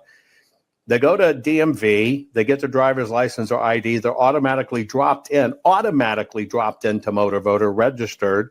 And then we got this little obscure bill on the books that said, well, if the illegal voted and they assumed they could vote, it's not a crime. Well, holy shit, if you're sending them a voter registration card because you've done a merge with DMV, they're going to assume they voted. And that's one of the things I talked about with President Trump on. I said that, look, we've got to totally get rid of our voter rolls. That's the only way I can see. We have to find this equilibrium. I don't think we can clean it up, yes.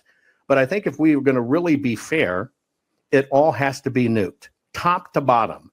We've got to start again. We've got to wipe it out. We've got to understand all of these agencies, all of these software interfaces, all of these NGOs that are writing into our voting registration database, cut every one of them off and start again, everybody on parity.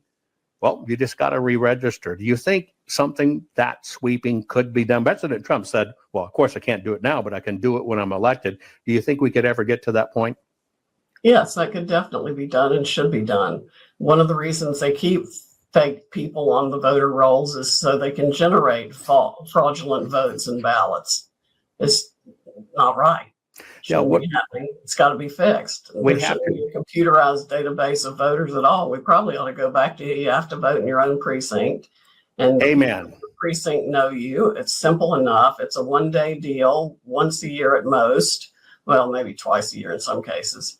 But it's not that big a commitment, and it certainly matters to the future of the country.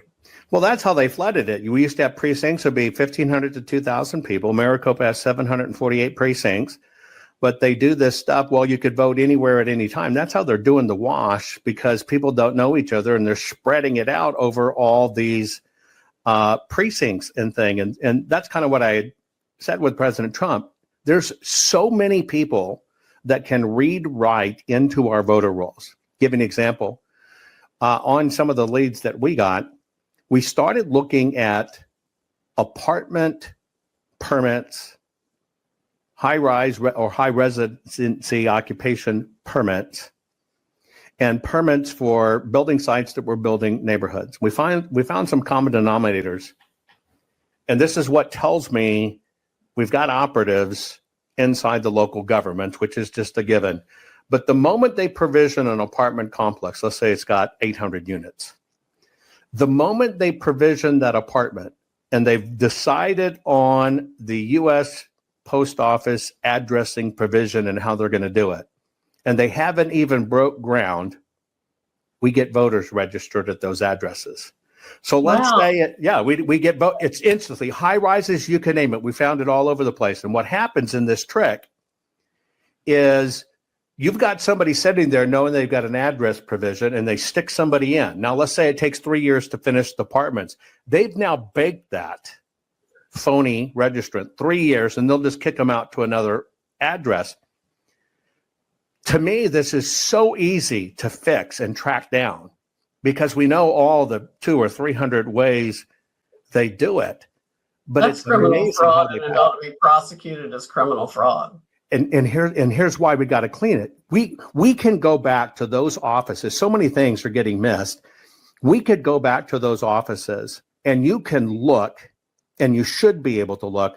When that address was provisioned, we should be looking at the dates of who accessed the voter rolls, because we'll get a desktop, we'll get an office, and we should get a person, and that is a crime, but we're not doing it, and everybody's kind of turning their heads, and we have all of these organizations that patch in, and that's why we literally have to burn it down. We have to get rid of everything, shut off everything that could possibly talk to the database, go back to these smaller precincts where people have to know each other, and we expect those officials there. You're going to know 1,500 people or 2,000 people, and that's how it's going to be done. You can't go anywhere else. Do you think? Makes perfect sense to me. I mean, we've got to bring common sense back into everyday American life and the way we run our government. Okay, we need to get rid of half of it, if not more. How are we going to do it? Because here's my thing. Okay, we got President Trump. I know he's a much wiser man now, and he's a warrior, and he's toughened on this, just like you've been toughened on this. It's more resolved, not less resolved. And then I look at this. Now, I understand the move with Lara Trump, putting her in. GOP. Well, that was a money-raising effort. Certainly wasn't an election integrity effort, because we didn't get anything done. Now, I try to look at what's going on. We've got how many government employees we have across the nation? 12 million or some ridiculous number like that. Let's just say 10. The president only gets to choose at max 4,000 people, right? Out of all that on mix. So I look at all of this, and combined with, yes, we've got to stop the financial hemorrhaging. And if Doge can work and they can bring money back real quick, but who is really going to fix this election integrity stuff? It's not going to be the GOP. The GOP is a money-raising organization, not an integrity organization. How can we get this done? And do you really think it's going to be on President Trump's agenda in a meaningful time before they neuter him in 26? Well, if it isn't on his agenda to do something meaningful within the first 100 days, we've probably got a big problem. I mean, It really needs to be a very high priority on the agenda because other elections are going to start rolling around very quickly. Well, so you see the same thing I do, and that's what terrifies me. We got these 90-day rules where you can't make changes to the database in 90 days. You got 90 to 120 days of local fighting you bet can go on. You got the same amount of days of you got to ferret this stuff out. We got a year. That's really all we have. Yeah, exactly. Maybe less than that. And it's got to be a very high priority. And there ought to be a specific person in the Department of Justice or special counsel or something dedicated to resolving the election crimes and prosecuting the election crimes. And it needs to be a priority in every U.S. attorney's office around the country. He needs to be very careful about the U.S. attorneys he picks. They need to be dedicated to the rule of law and pursuit of justice, whether it's Republicans or Democrats. And all of the election fraud needs to be prosecuted. You know, this is some of the things that worried me looking into all of these things that all of us dealt with elections is the knowledge base we have out there. You know, the GOP did their consent decree 38 years ago, promising not to sue on bad elections. That stayed in place until just before the 2020 election because that judge died and wasn't re-upping it. And so I think generations and generations of GOPs and attorneys haven't been trained in it. But some of the states have some very interesting, unique laws. Here's an example. If you register somebody to vote that is not truly eligible to vote and you do it anyway, that's a crime. And put them into the database and you give them actually a voting ID number, that's another crime. If you actually print the ballot for that person, it's a crime. If you actually accept that ballot for a person through all this change, there's multiple crimes in a row. These can't be little bitty things like, oh, you get $1,000 slap on a hand. These are, you know it and I know it, it's RICO at the highest level. A lot of people don't know they're participating in it, but the system has been ripe in it. Do you think without federalizing elections, we can't have it happen? You know, Mike Lindell said the government should be watching the PCAPs. Of course, we've never seen the PCAPs, but the government shouldn't be watching the PCAPs because that's federalizing the election, and that's exactly what we don't want. Do you think there is even any human possible way that we can get some uniformity of putting real teeth at the state level, calling these crimes for what they are? I mean, for God's sakes, we're arresting parents because their kids shot up a school. Well, isn't that the same thing? You got a rogue actor, but you're blaming the parents. Okay, it's not about voter fraud, it's election fraud that's going on. We've got to hold them accountable. Do you think we could ever get to that point? I mean, is it even possible, or am I pipe dreaming? No, it's definitely possible. I mean, the Help America Vote Act, HAVA as they call it, had a number of provisions that applied across the country.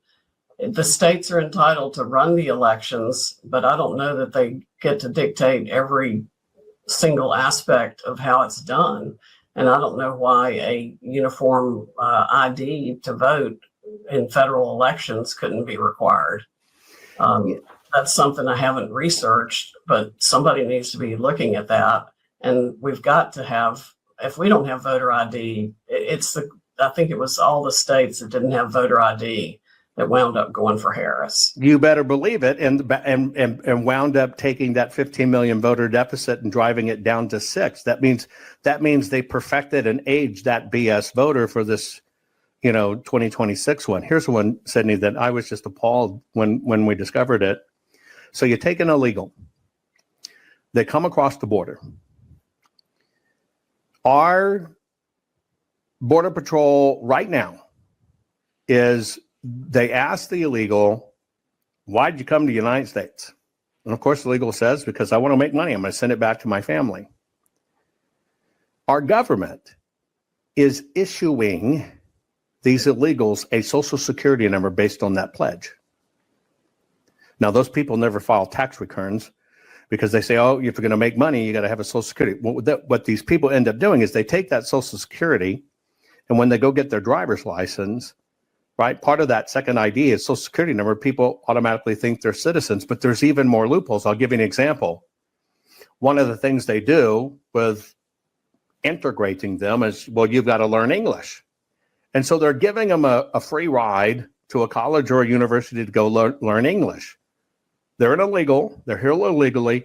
They go to the university. What do they get? They get a student ID like they're instructed. And a student ID is one of the things you can vote with. Does that mean they're a citizen? No. And then you look into a lot of these processing centers in Catholic churches. You got illegals. They're on the DMV. They've been given a social security number. They've got an ID, right? You will have some of these clearinghouses have 32,000 pieces of mail come to their one little center because they're all illegals. In an election, when you have mail-in ballots, that's 32,000 mail-in ballots going to that single point of light. And I guarantee it's not the illegals voting it. That's not what they're doing. What they just did is they perfected 31,000 votes that they got a hold of the ballots in. Can that be closed by something by law that, we can't have that? We're supposed to have your exact address. But this has happened in every one of the swing states.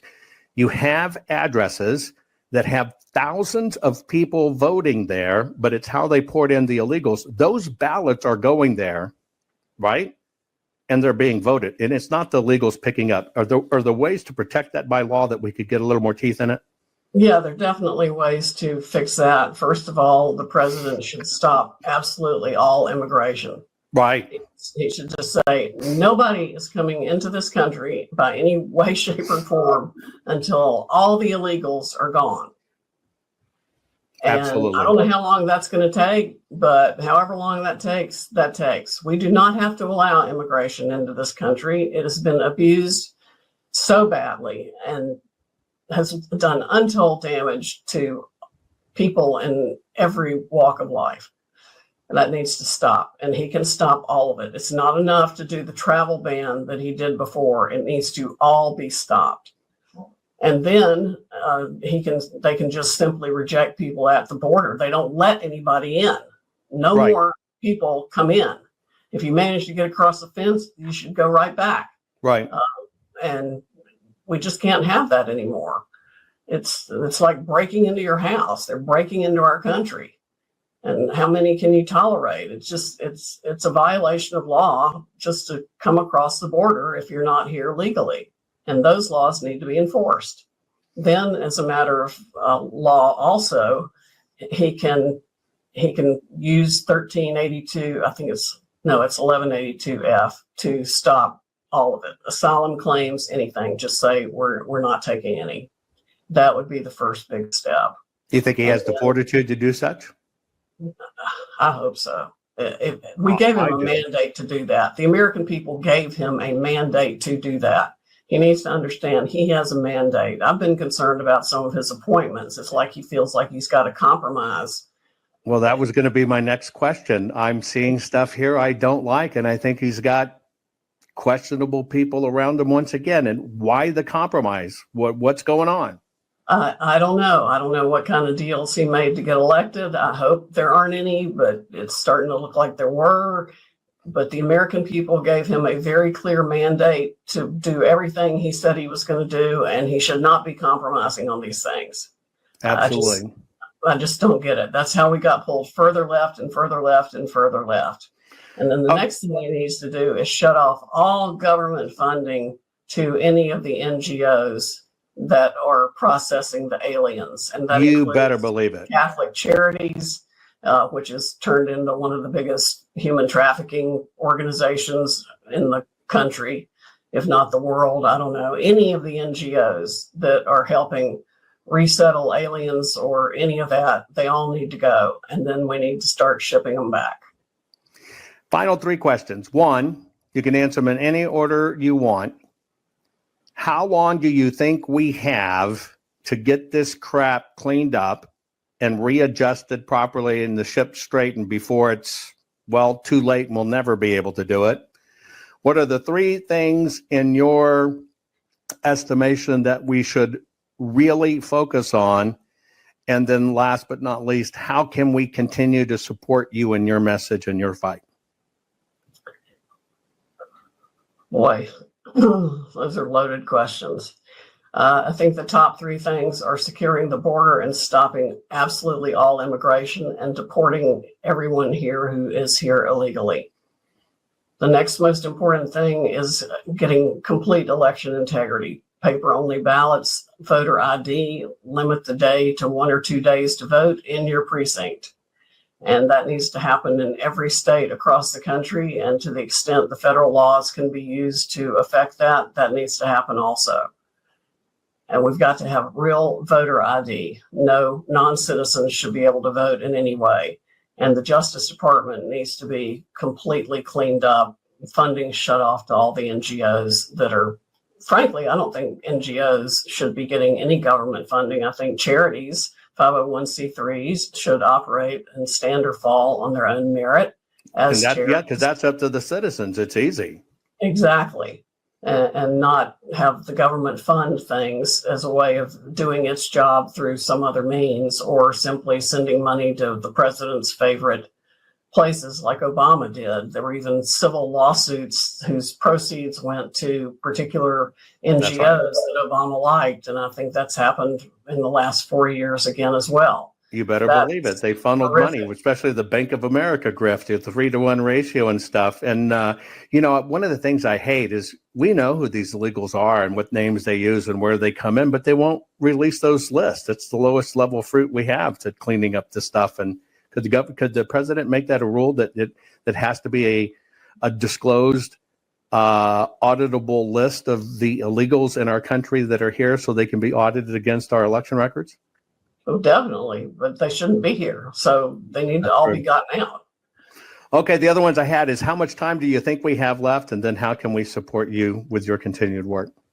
There need to be dramatic changes within the first 100 days and more dramatic changes within the first year. And I mean dramatic changes. They can't be dramatic enough. We have to have an entirely new approach to most of these issues and to the government, and hold the government as accountable to the people as the government wants to hold the people, at the very least. And then to support me, I am on Twitter, or X. I can't get used to calling it that. Yeah, it's kind of hard, me too. Yeah, Sidney Powell, followed by numeral 1, and on Truth Social and Getter and all the platforms. My nonprofit is called defendingtherepublic.org. And I also have a PAC, defendingtherepublicpac.com, where we try to amplify the voices of the MAGA movement and support MAGA-only candidates in whatever ways we can. But we are working every day at Defending the Republic to continue to fight the battles that others fear. We have defended J6 defendants and provided for the defense of many others. We have worked on the COVID issues and the mandate. We're trying to get military members back pay who were wrongly thrown out because they wouldn't take the vaccine, all kinds of things like that. And please go to our website and subscribe to our newsletter at defendingtherepublic.org, which people just rave about. It comes out 3 times a week. Defendingtherepublic.org, correct? Yes.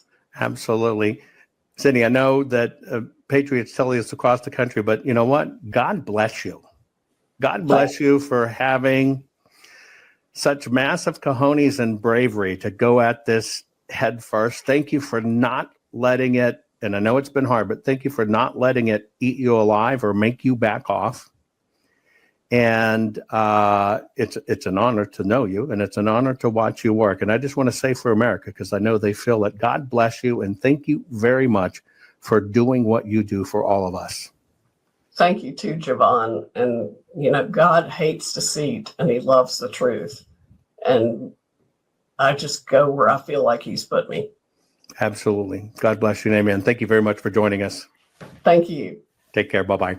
Bye-bye. What a great woman.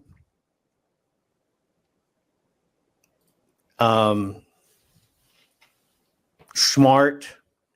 She's one of these people that is WYSIWYG. What you see is what you get. I'm going to hop over to locals next. We're going to continue this discussion about, Sydney and I talking, things going on, etc. Of course, we got to watch the news of what's coming up. Make sure you follow Sydney This is a battle. We have not won, folks. We have not won. They're still at it. A lot more is coming. A lot more is coming. Share this program. See you right over at Locals. The link's in the chat. This crazy world is telling you your sons can be daughters and your daughters can be your sons. When will the madness stop? Never. So you have to decide, will you comply or defy? They tell us all, you will own nothing, eat bugs, and be happy. Is this why America's largest food processing plants and food supply plants keep burning down? Do you really think this is a coincidence? Of course not. The system is telling us right to our faces what they have planned for us. You have a choice. Comply or simply defy their plan for us all. Defy the system's plan and execute your own plan. Abundant, safe, secure natural food supply. Introducing the Food Forest Bible.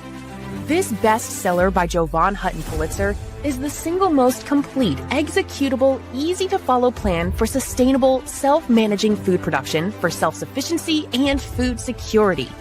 For the first time ever, a coffee table, heirloom quality full color book which unlocks the ancient secrets of creating a food forest. Imagine planting in a way which requires no digging, no pesticides, and creates massive ancient food abundance. No fooling. Food forests are the ancient secret to planning and planting once. And have your own Garden of Eden, which will feed your families for decade after decade. Buck the system. Buck the New World Order and order your very own copy of Jovan Hutton Pulitzer's Food Forest Bible.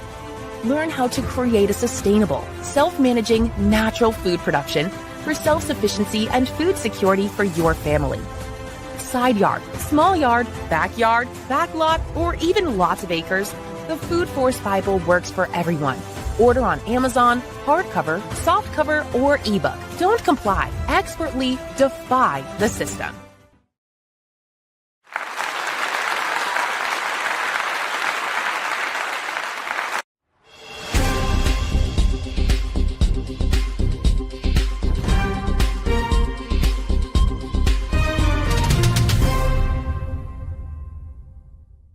Exposing the ancient secrets of royalty to grow giant fruit in small spaces.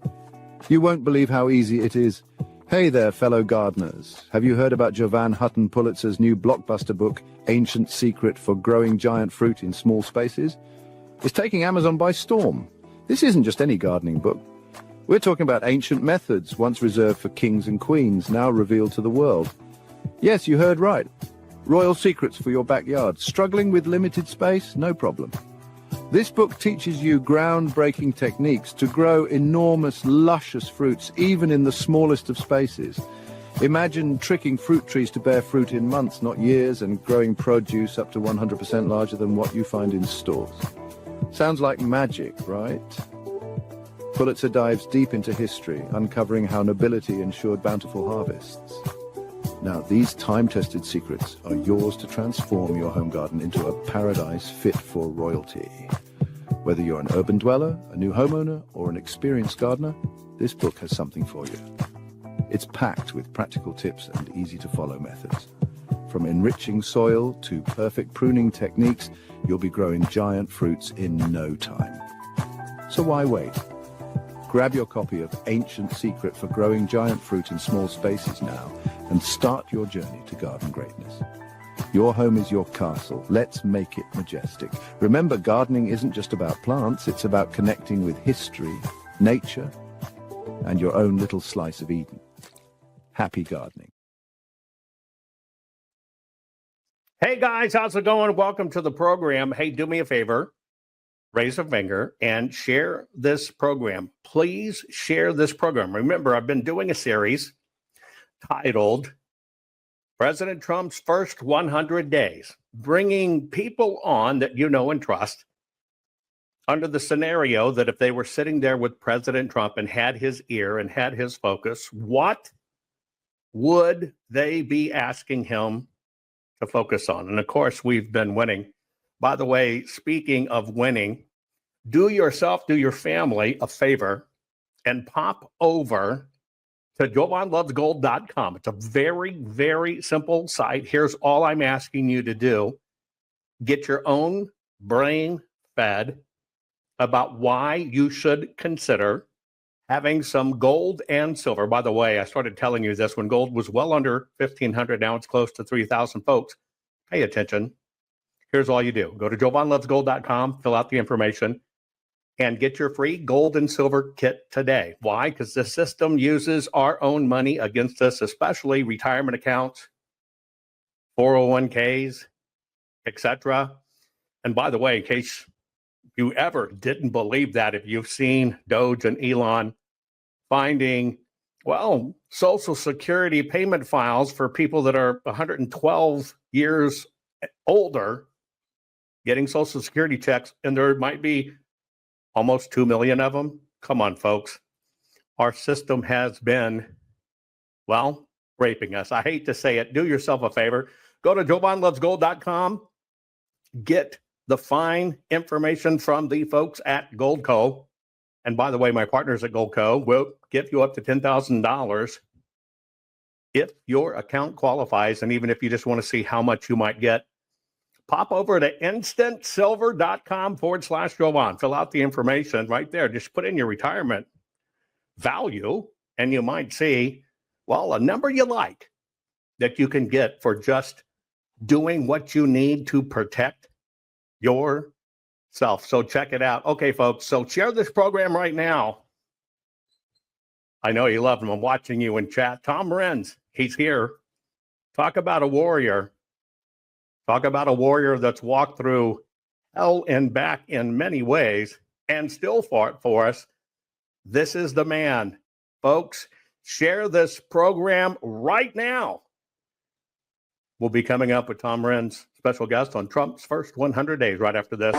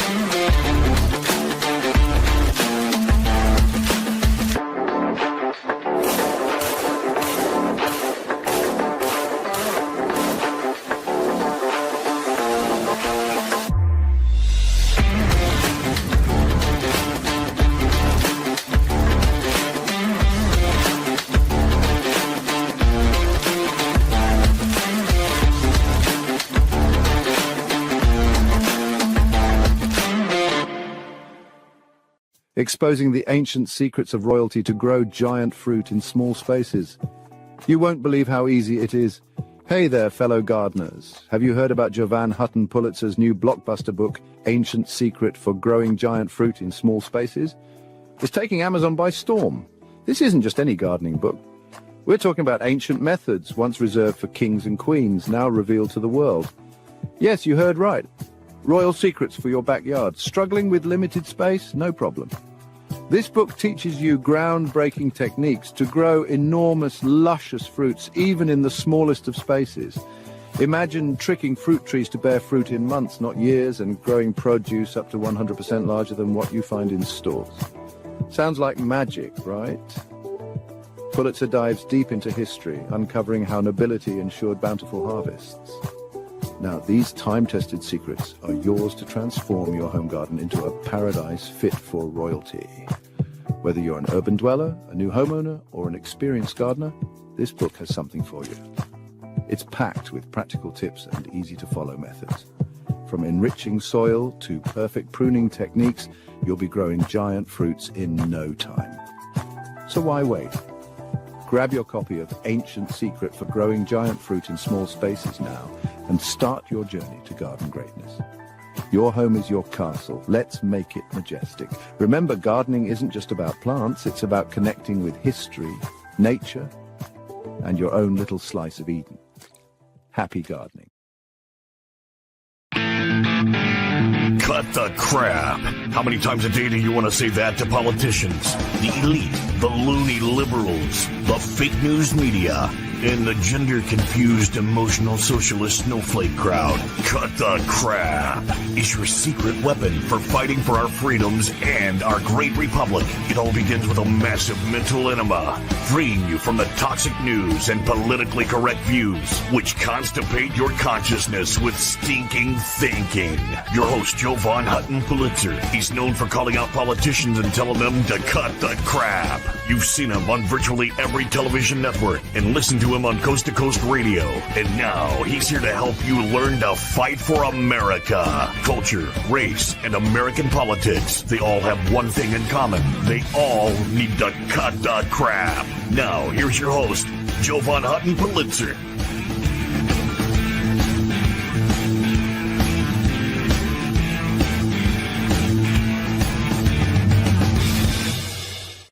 Hey, folks, welcome back to the crap.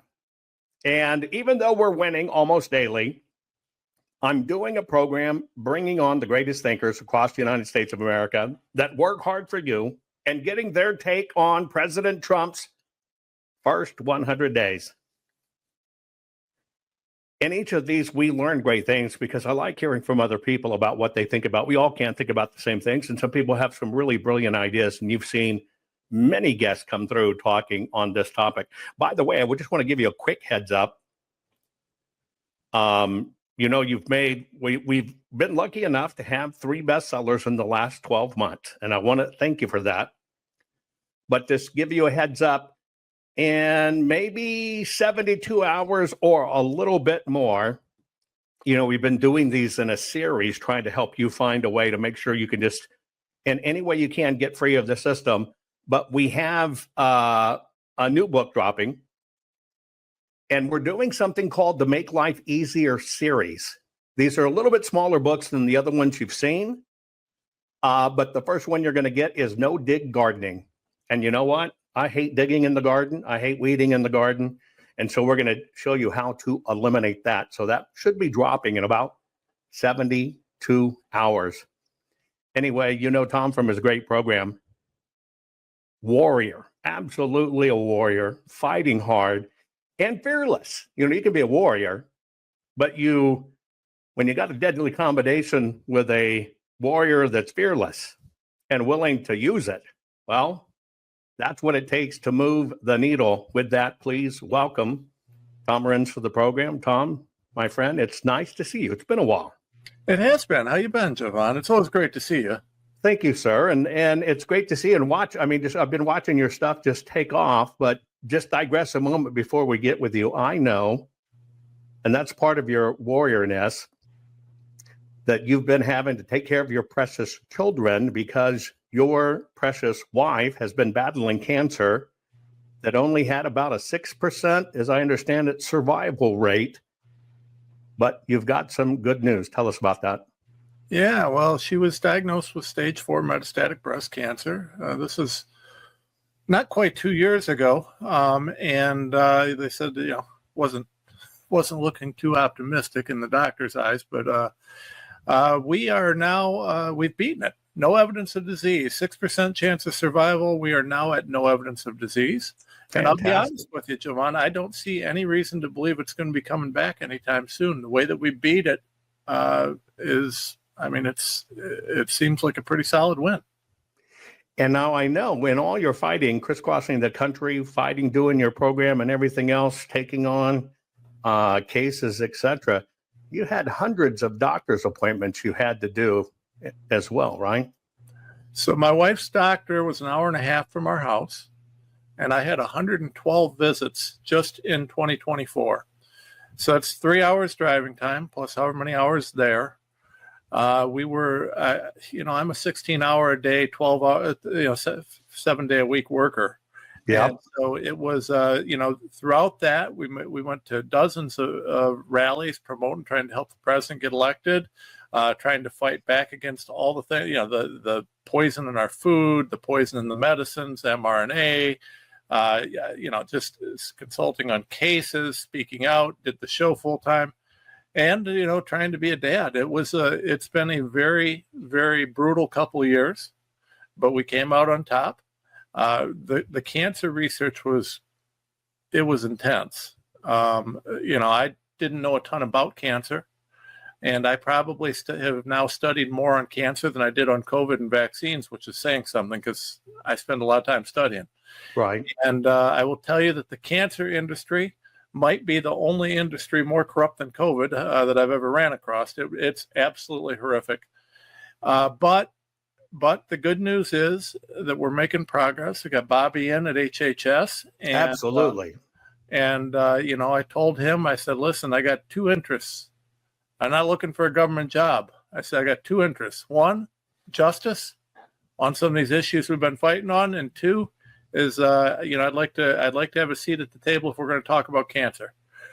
Because both of those things are things that I really would like to have some conversations on. I mean, don't get me wrong. I'd help the president with anything I could if I was asked, but I wasn't kissing anybody's butt for a government job. I would much rather just focus on staying in my lane and making a difference for our country. Oh, absolutely. Well, number one, God has blessed you, and God bless you for fighting for the country. And I'm so happy to hear about your wife and everything else. Let's kind of start here. Since you mentioned RFK, before we get into what you would recommend to President Trump directly having his ear, let's go back a bit. How do you feel about the various appointments that President Trump has made thus far? Depends on the appointment. That's why I'm asking. Yeah. So, I mean, obviously, I love Bobby being there. I think Bobby will do a good job. I hope he does. I think he will. He certainly knows the position. He knows what's going on. His position, the way he's approaching this by trying to push transparency is brilliant, and it meshes with what Trump is doing across the board, right? For me to come in and just tell everybody they're liars or they're crooks, well, that's fine, and it's not incorrect.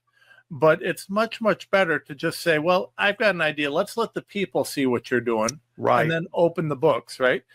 Because no one should oppose that unless there's something to hide.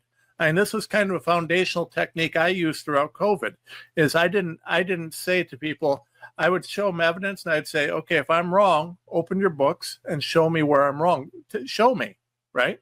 And they never did. So people could draw their own conclusions because you typically don't hide things. You don't have things to hide. So I like Bobby. Love Tom Homan. I mean, that guy is, talk about another warrior like you, cut of the same cloth for sure. That guy is a bad man. He's out there doing his job, and he is unapologetic in it. I thought Trump hit the road fast. Hell no, Tom Homan, man. I'm talking within seconds. It was like he was on it. He was tearing it up, man. I mean, that's a beautiful thing to see. And Trump himself has been an absolute warrior. I mean, that guy is, I don't know if he's sleeping much, but it don't seem like it. No, it doesn't. I'm interested to see where some of these others go, right? I can't follow everybody as closely as I'd like.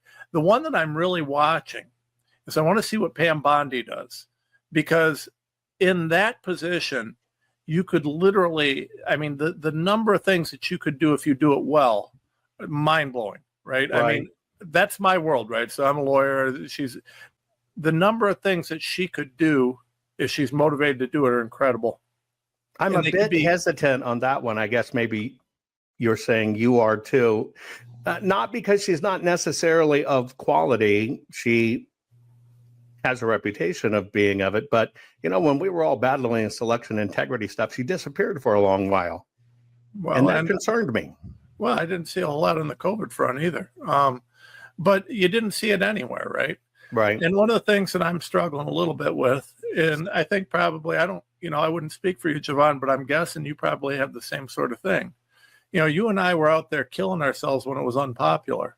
Right. Now, when Trump, clears the path and people like us cleared the path, now you got a bunch of people coming in. It's really easy to be, for health freedom now. It's really easy to say, yeah, there's issues with elections and issues with this. Now it's easy. And now I see a bunch of these guys. And, let me give you a great example straight from my world.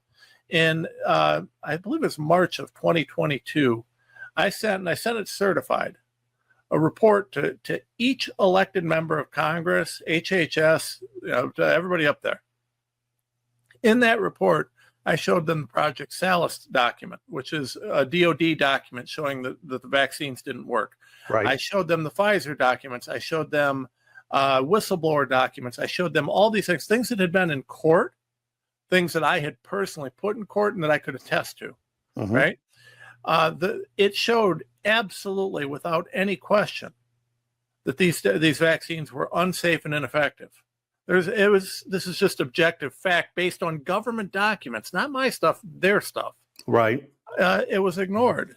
It was ignored. Now, boy, there's a lot of Congress people talking about health freedom and health this and health that. And they're talking vaccines, and they're finally admitting it probably causes autism and stuff. I was wondering about that. I want to see where Bobby comes down on that. And what do our kids get? 200 vaccines now by the time they're in elementary school or something? Right? Not mine. Yes, I know. But in a general, can he just eliminate the vast majority of those with a stroke of a pen? No. So they've all been, most of these things have been approved, and there's probably. Well, I mean, making them absolutely mandatory to attend school, right? Oh, well, he could do a lot on that. Yeah, he could do a lot on that. And more importantly, I'll tell you what, I know we're going to talk about Trump's first 100 days. If I'm Bobby Kennedy, the first thing I would have did is I would have blocked that the bird flu vaccine that they want to use to poison all our chickens. I would never have let that go forward. $650 million for something we knew they were planning and is total bullshit.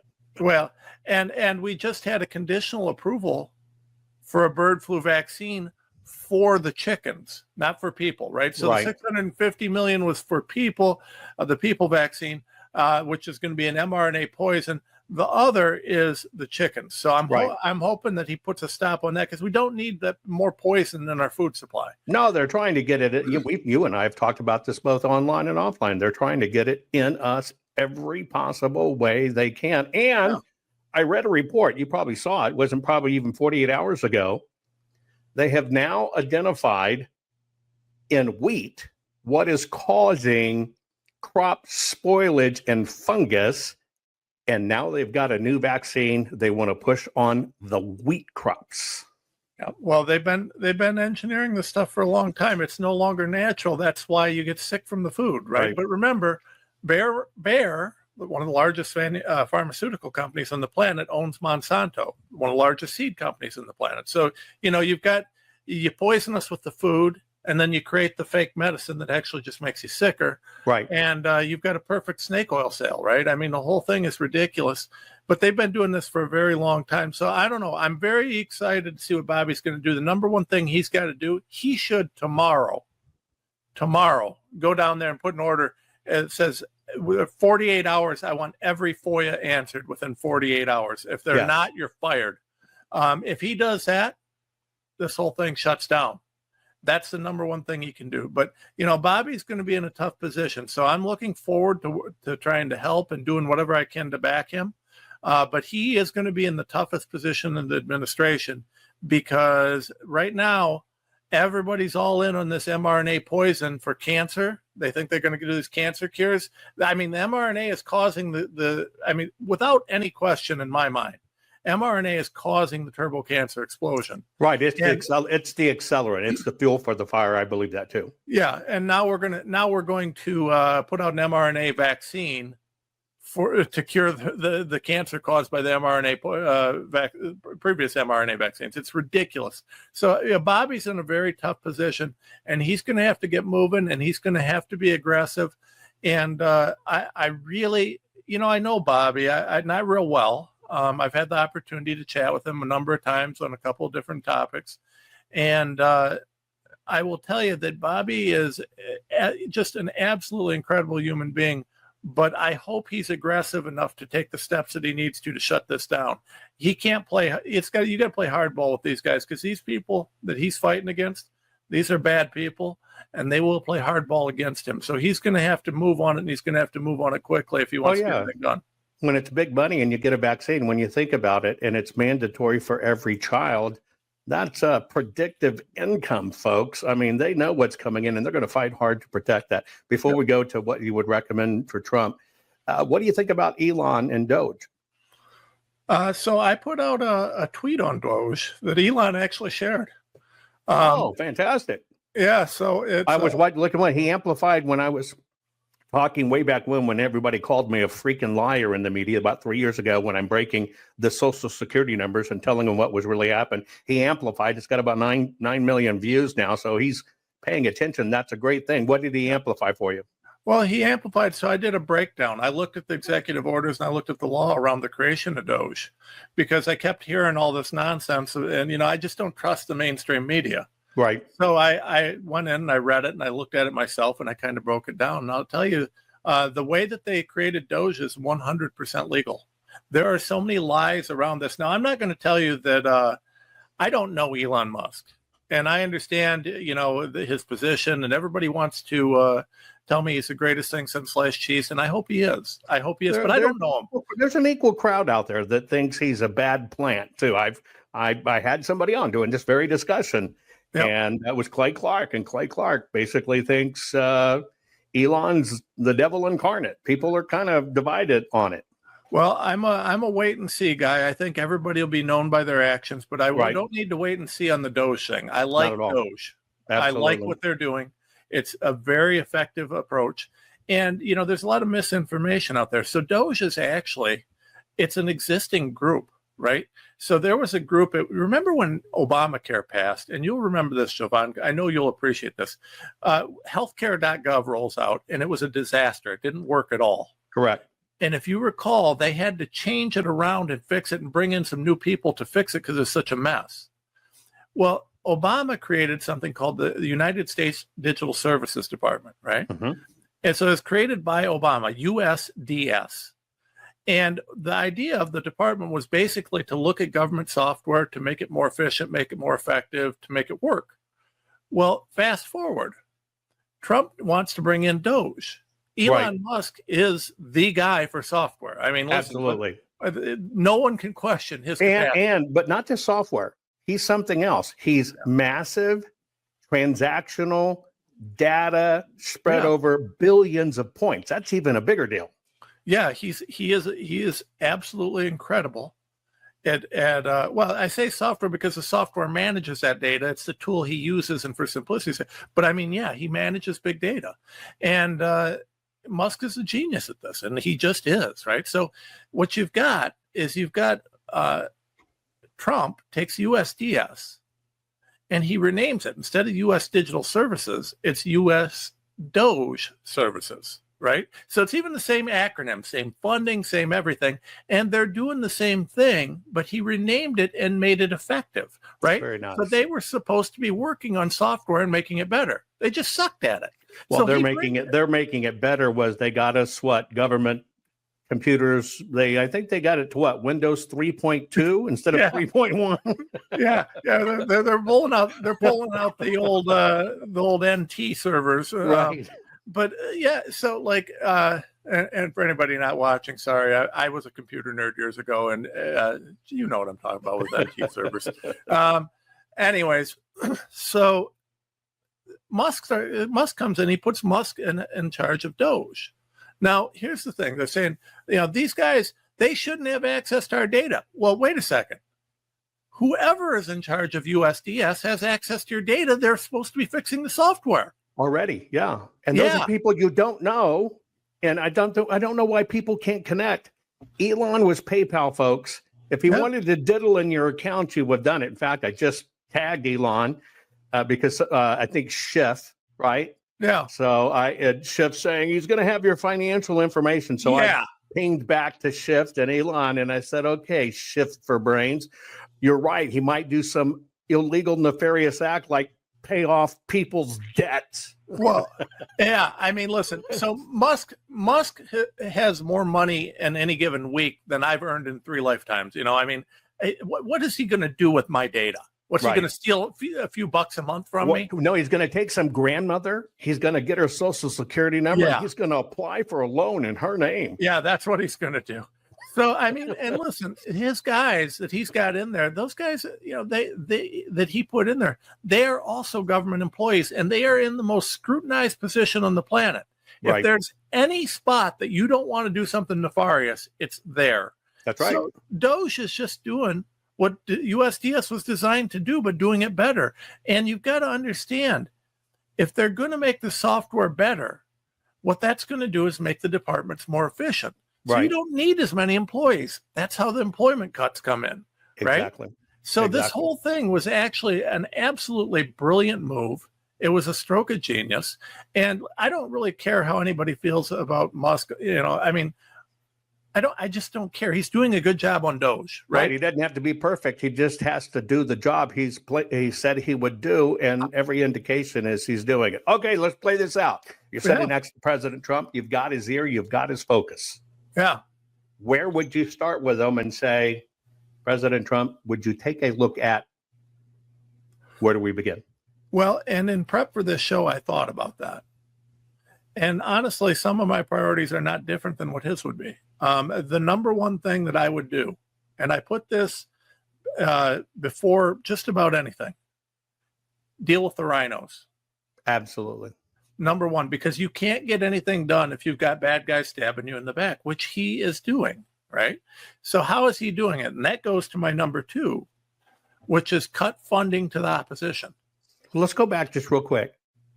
How would you, we busted years ago that in Georgia, they were training Democrat operatives to present as Republicans and get elected.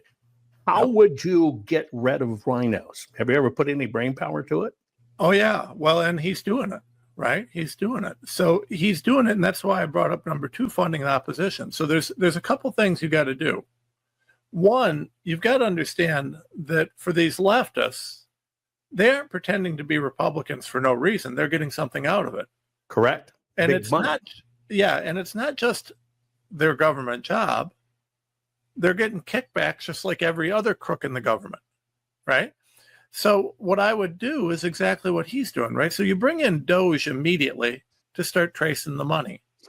Because once you start tracing the money and start cutting money off to all these NGOs that are funding these crooks, that's something. I'll take Tom Cotton, right? He's in this. I saw that today. Yep. He's part of this International Republican, whatever, right? IRI or whatever it is. Yeah. Yes. Which is also a McConnell gig. McConnell gets 140 million out of it. Yep. McConnell and all these rhinos are in there. So we've been funding that with US aid. Well, guess what? So Trump comes in, he knows if he does, he's got a slim majority and the Democrats are always going to be against him. So how do you get control of this? Well, you start looking and seeing who's getting bought off. Leverage, right? Right. So Trump came in the first time in 2016, and he came in and he fought a good, clean boxing match. He fought like hell, but he fought a good, clean boxing match. The other guys were fighting a street fight. They kept low blowing him. This time, Trump is smart.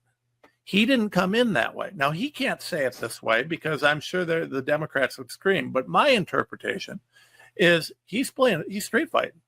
That's so right. The first thing he did was he shook the money tree. That's what Doge is all about, right? So why do you go to USAID? Well, because he knows that USAID, why start there? Well, that's funding all these bad guys. And you see who's getting what. And hey, I hear Tom Cotton is undermining the guy I want to appoint to the DOD. Well, guess what? We're going to leak out that Tom Cotton is getting money through USAID because he's a crook.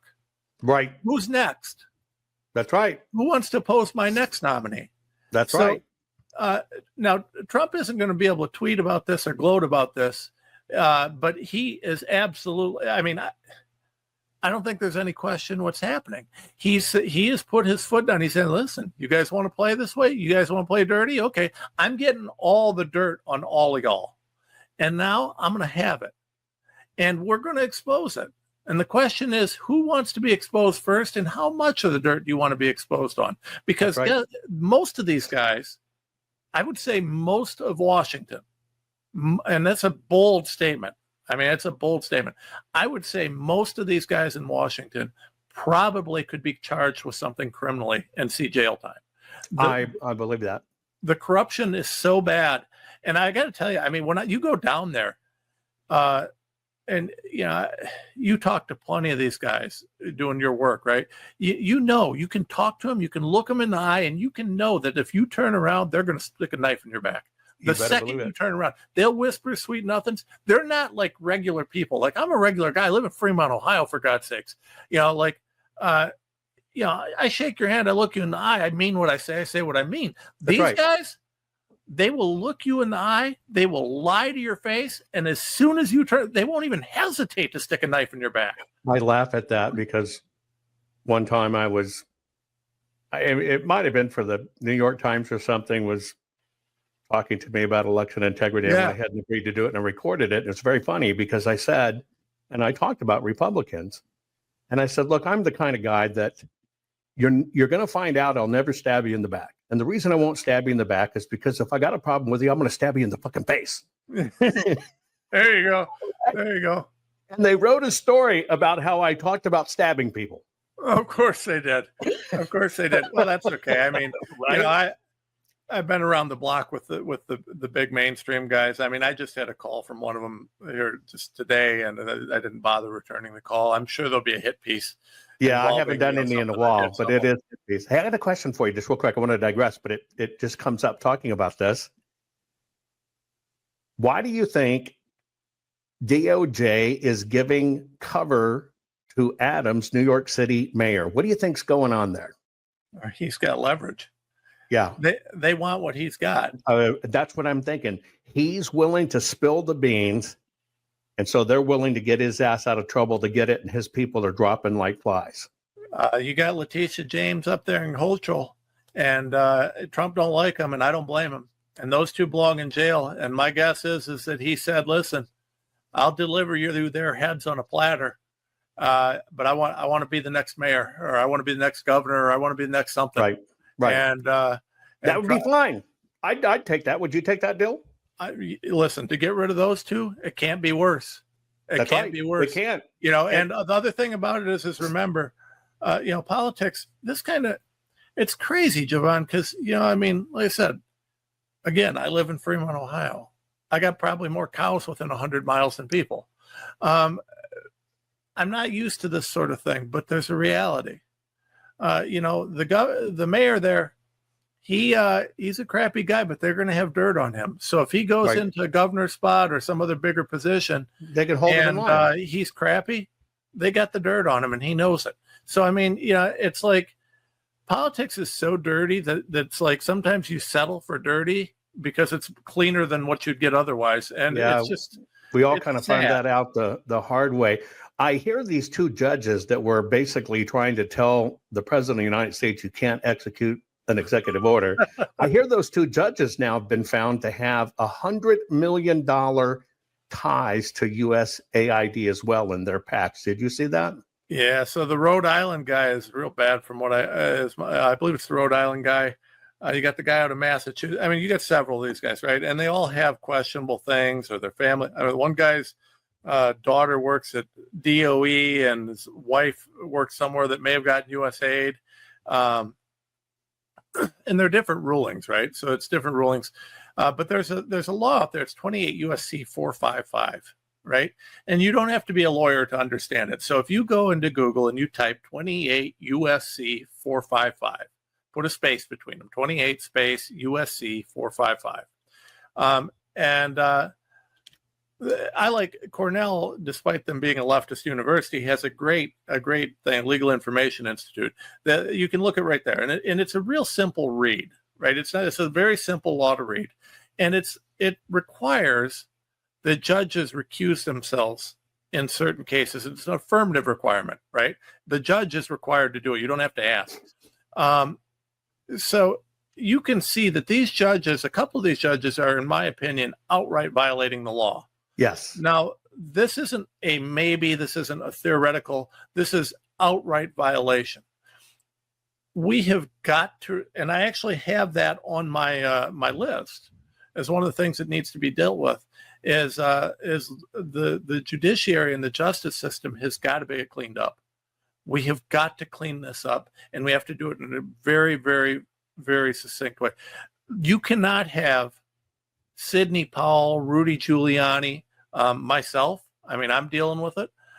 You've got a bunch of people, anyone that was a lawyer that was willing to stand up for freedom, for COVID, for elections, for any of this. We were all attacked in the most profound and horrific ways you can imagine. Right. And between crooked bar associations, the 65 Project, and then these activist judges that just don't care about the law at all, it is horrible. And we've got to get some reform in there. We need a couple judges impeached. And then I think we need legislation that allows, in very narrow circumstances, and it's got to be very narrow, but very narrow circumstances, for people who can show gross misconduct on the part of a judge or a prosecutor. They should be able to sue that judge or prosecutor. You know, it's interesting you say that, because I was having this discussion with Sidney Powell just a few weeks ago regarding the 65, which I broke a story on way back in talking about it. How is that particular operation not civil collusion? Well, And RICO in and of itself. It probably is. I mean, but you've got to have someone that can prosecute it, right? So Right. one of the problems is there's a number of cases. So people ask me, why don't you sue Big Pharma? Well, I'd love to sue Big Pharma. I can't afford it. So there's a number of cases available that I could use to pierce immunity, to pierce the veil, to do this, to do that. I spend Right. an immense amount of time on this, on any of these issues. The problem is that these cases are so complex that they cost millions of dollars to file. You can't Right. file it as a single attorney. I can't just spend a few extra hours on it and then I can file it. No, You you have have to have full time and you have to disperse it. And You have to have a team Lay of it out. attorneys. You have to have some paralegals, and you have to have others. And people say, Renz, you're an attorney, just file it. Put the extra hours in. It's for our country. I have to put the extra hours in. You literally can't do it. I can't meet the obligations that I would have to the court ethically. And Right. they're waiting for me to fall short on that so that they can take my license. so they can fry you. That's it. Because then they would say it was just frivolous and you couldn't do it anyway. And that was just a nuisance one, and they'll take you down for it. Yeah, people don't understand that quite a bit. Hey, did you see this one? I have not been able to 100% verify it, and I still want to continue with Trump's first 100 days. But did you see this one that supposedly USAID gave Soros $260 million, and that's coming out now? And I told people, Well. I've told people for years, the system uses bad guys because you need somebody to hate. Because if you're freaking hating on Soros, you know what you're not doing? You're not looking at the government. And Yep. here it is. Yeah, well, we've been funding our own demise for quite some time. There's no question about that. You know, one of the problems is that, it's not just Soros, it's Arabella. It's Yes. all of his open society foundations, right? Right. So, I mean, and you and I and everybody else that's in the freedom movement, we've looked at that and we've seen how that's laid out. But we funded, and I looked at this, and I'm sorry, I can't, I just looked at it here a few days back. I don't have it off the top of my head. But there are a number of Soros organizations that we funded with USAID, a ton of them. Right. He's been using our money to destroy us. He's for a very long recycling our time. money to destroy it, where it looks like he's just being philanthropic. No, he's not. He's being Yeah. a domestic terrorist. Oh, or worse. I mean, listen, Soros, do we really think that the money that the Clinton Foundation was getting was being used for anything good? Do we really think that anything going to any Soros? I mean, Soros is. Who do you think? Do you really think that Soros is spending his personal money Not to at pay all. for pop-up protests all over the country? Not at all. I would love, and I hope that Doge will look into. And hey, Elon, I don't know if you're listening, but I would love Doge to look into these pop-up protests. Yeah, look who's funding these protests. They're these very paid trackable. protesters. With the See buses who's and all the doing it? stuff we have documented to track them down, they're very trackable. Yeah, I would love to see that. I would love to see who's paying for that, because it's going to be us. That's going to be through our tax money. These lunatics, and they're paid protesters. We know this. And by the way, isn't it suspicious when the paid protesters show up and there just happens to be a random pallet of bricks sitting next to them? And they all have the same banners that cost a couple $100 a sign. They all have Yeah. the same uniforms. It's all coordinated. Yeah. This money issue is going to be really big, and we'll see how deep it goes. Okay, so boom, you got cut off the money. Get rid of the rhinos, cut off the money. What would you ask of President Trump next? Soon as you got those two things done, election fraud. Yes. Election fraud. That's a little bit what I'm worried about. Let me just share this with you. There is one side of the camp that believes if he cuts off the money, it by default stops the election fraud. I am not in that camp. No, I am don't either. not in that camp No. because the barrel's already loaded. Yeah.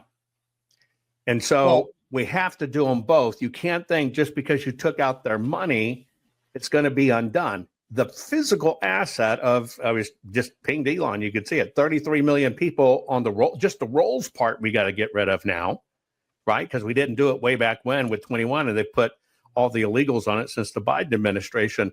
Yeah. That gun's loaded with massive munitions and Well- it has to be gotten rid of. Well, let me one up you on this. There's another issue that's equally bad. Remember, even if you cut off the funding, look at the return on investment they got for paying to do this, right? So it is worth Soros and Gates and the machine to put in, even if it's billions of dollars, Their own bucks at that point. to get this rolling again, because they make trillions, right? That's why I'm saying it's a multi-billion-dollar asset sitting there. They get to control trillions, and even if they defund it, this is why I come down on it. The upside's still too great. They're going to pull their own triggers because the barrel's already loaded. Well, I'll tell you. So he's got 180 or so days to fix the election issue.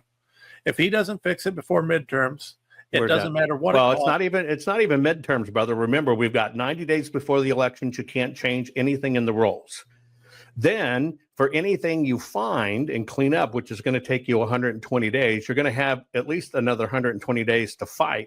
We have far less than a year to really do this. I agree. We don't have till We got to get midterms. moving. That's the moral of the story. And when you got Hakeem Jeffries already bragging he's got the House, and when you got Mitch McConnell undoing all he can, they're going for the lame duck. Yeah, that's 100% what they're doing. So, I mean, I appreciate what he's doing, but the priority, and I say this as the guy who puts, health and health freedom at the top of the list of everything. But in this case, I'm going to say, and I'm going to say to my Maha brothers and sisters, because, I stand in Mega and in Maha. Right. And I'll tell you and I came from Maha, so I'm going to tell you that on that front, you have got to recognize that if we don't fix elections immediately, There is no health freedom. there is no health freedom, because trust me, they ain't going to let it happen under the next administration if we don't have a good people in there. And so that's going to be a huge deal. And I think that, well, to be honest with you, I think that the reason I thought a lot about this, and if I was doing a top 5, you say the rhinos and the funding, and why did I put those first? Well, because you aren't going to be able to fix elections unless you get some leverage on the rhinos and the funding. Very right? true. Very true. So I actually think that the number one priority is the election fraud. I think that it has to be number one, because we don't have a free country otherwise. I mean, you look at things like censorship, you look at things like health freedom, you look at all these different things. None of this can be fixed if they own our elections, right? At that point, if our elections aren't fixed, then you have a situation where it's a revolution or bust. I mean, you have the situation that you're seeing in the UK right now, or something, because they don't care anymore. No, they don't care. It's blatant in your face because they're so embedded. They know it's hard to undo. In fact, somebody got mad at me the other day. Something I posted on my Substack, and they got mad saying that I was not appreciating and or bad mouthing the 300,000 volunteers out there. Let's say it for Mike Lindell doing election integrity. I said, no, that's not it. I said, the ball didn't move for 4 years. We didn't score anything. We didn't win a war. We didn't win a battle. We got a great leader back in, but we didn't win anything. And I said, 300,000 people is great, but if you're working on the wrong thing and you can't get it fixed, it's all for naught. So a lot of time was wasted.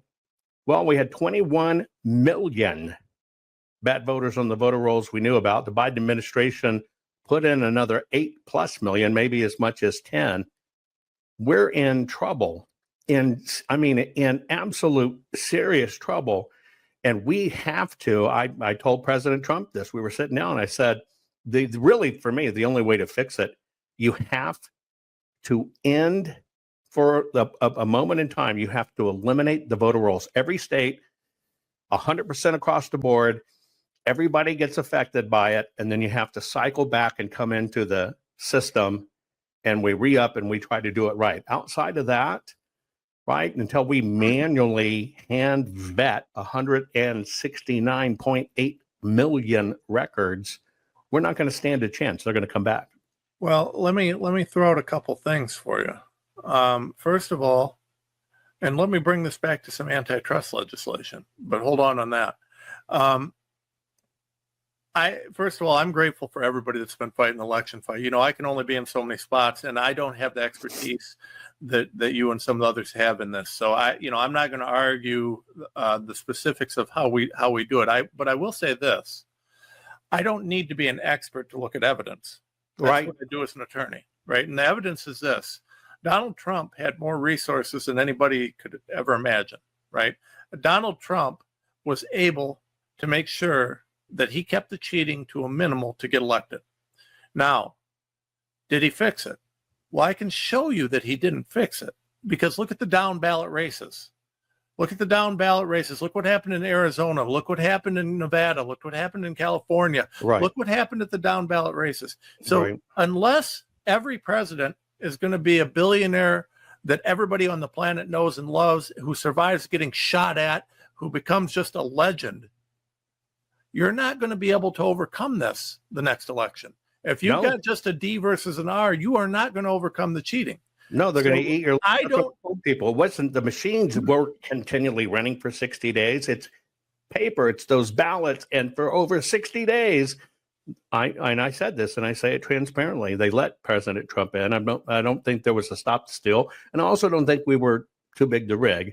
Part of that came into it, but I don't think that's what did it. But they took everything down ticket, and that was the major shift. And that was by all of these ballots being counted for 60 plus days. I don't think that they could do. I think it was too clear, too obvious, too much to try and steal Trump's position.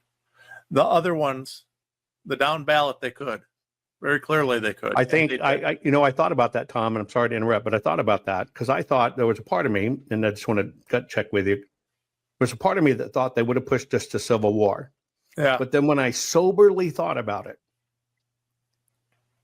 I realized they can't because we got too many damn guns and we still have our Second Amendment. So they decided just to postpone it, and we'll work down ticket, and we won't do it again and let it stick out. But I'm telling you, these rat bastards that steal elections and do this, they don't just go, oh, we stole that one, but we'll honor this one. That's not how it works. They're still there.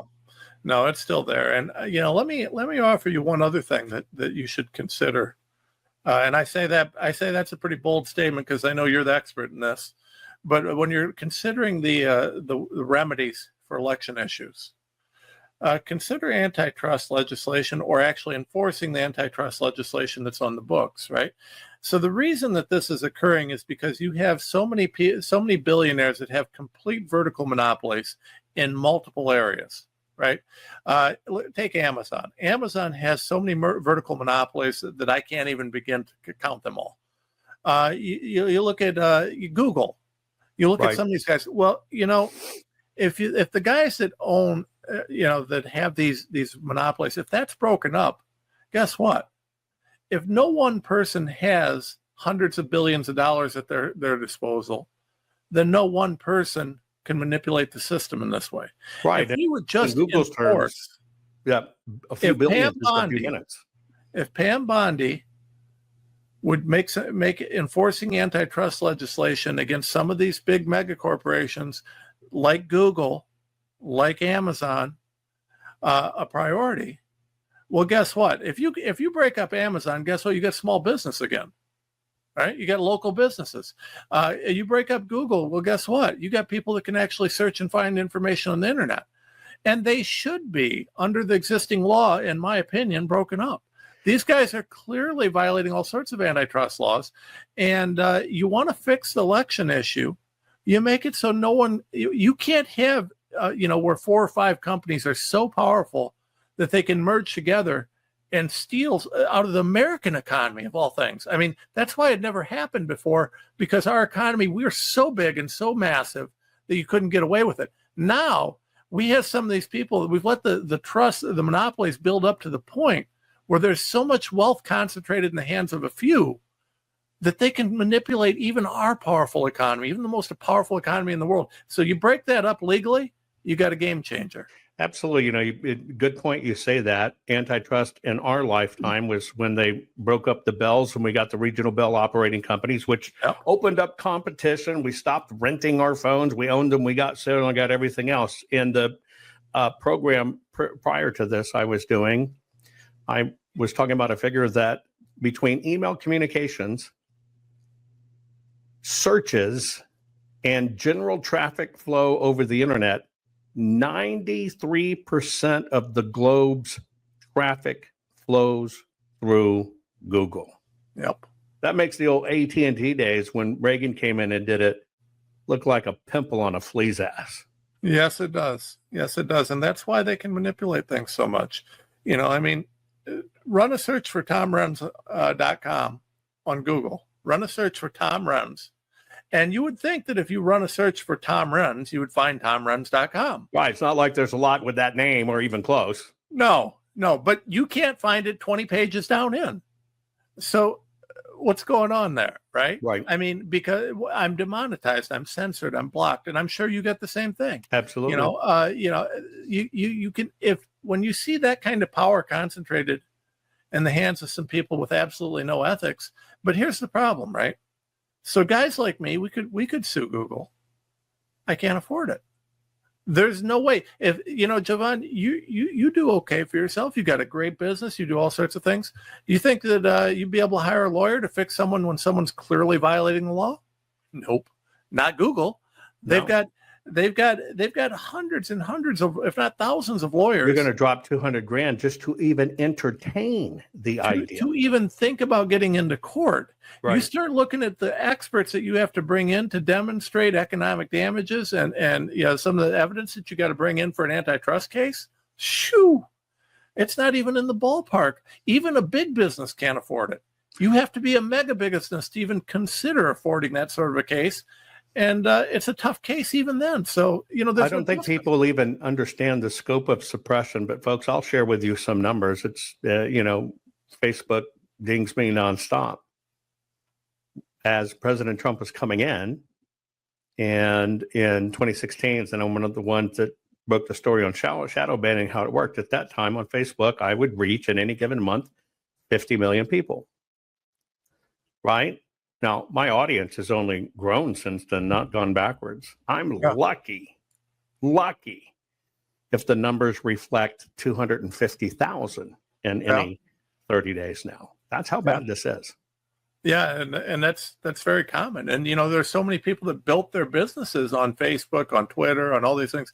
Now Musk has opened it back up quite a bit. I'm seeing changes in mine. Are you seeing changes in yours? On X, yeah. Yeah, I can see it loosening up. Yeah, it's improving dramatically. Coming. Yes, it is. It's night and day different. Not fixed, but not 100%. It's definitely improved dramatically. But I mean, part of it, in fairness, is that the algorithm is constantly changing, and we always have to kind of pick up on what they're doing. But you look at these different social media platforms, and so Musk, or I'm sorry, not Musk, but Zuckerberg says he's going to open it up on Facebook in the same way. Okay, well, that's fine. Let's see it. I don't know that I believe it, and I don't trust any of them. But I will say this. The internet and particularly social media really it's the public square of our time. Yes, it is. And giving control of the public square to private entities in the way that we do without any sort of regulation is terrifying. But and I say that as a guy who doesn't like regulation, but the only thing more terrifying than that is the fact that our government secretly goes the other direction. And instead of working with them to ensure free and open discourse, they actually worked with them to fund censoring us. So guys like you and I couldn't speak. I mean, the real reason we were censored was because Biden supported it. That's and right. The CIA supported it, and USAID supported it. And you know how they did it? They funded these groups like the Center for Countering Digital Hate in Britain. And then the Center for Countering Digital Hate would put pressure from Europe on Google and some of these other places because the federal government's not allowed to censor us directly. So they would fund someone censoring us elsewhere. And then these mega corporations would capitulate. But it's complicated. So people don't understand it because it's not a soundbite. And the way that it worked legally was complex and it was tricky and there's a lot to it. And no one could really wrap their head around it. So you couldn't get a tweet to go viral because it's a 3-paragraph tweet. That's right. That's right. I think people don't really realize how bad it got. Folks, we carry these, right? There are more active, smart, net-enabled mobile phones in the world than there are toilets or running water. But one of the simple changes they did to us, folks, remember the days we could take out our batteries from our phone? It wasn't to get slimmer or smaller. It was so you could never pull that battery, because even when your battery's off, technically your phone's still on. Yep. It's always that's on. part of the system. And it's always listening. That's right. Unless you got a Faraday bag, which I do. I do. I have the same thing. I drop it in the box and shut it off. It's the only way to deal with it. Yeah, but I will tell you that it's a profound thing. And I tell you, Javon, one of these days we ought to have a chat, because it's interesting when we look at the other side of things. I got a lot of concerns. I think one of the upcoming issues, and it's not a 100-day issue, it's a longer term issue, is AI, right? We've got an AI arms race in defense. The winner of the next nuclear race is going to be the winner of the AI race, right? Right. And there's no question about it. And the thing about it is people say, well, we shouldn't have it. We should just turn it off. We can't. We're at a point we can't, because if we turn our AI off, China will turn theirs up. That's right. And so it's now a foot race. We're now in an arms race to create something that will eventually be able to destroy us. Right. And it will. And, one of the things that's profound to me, and I really wish I would love, just on a personal level, I would love to have a chat with Musk.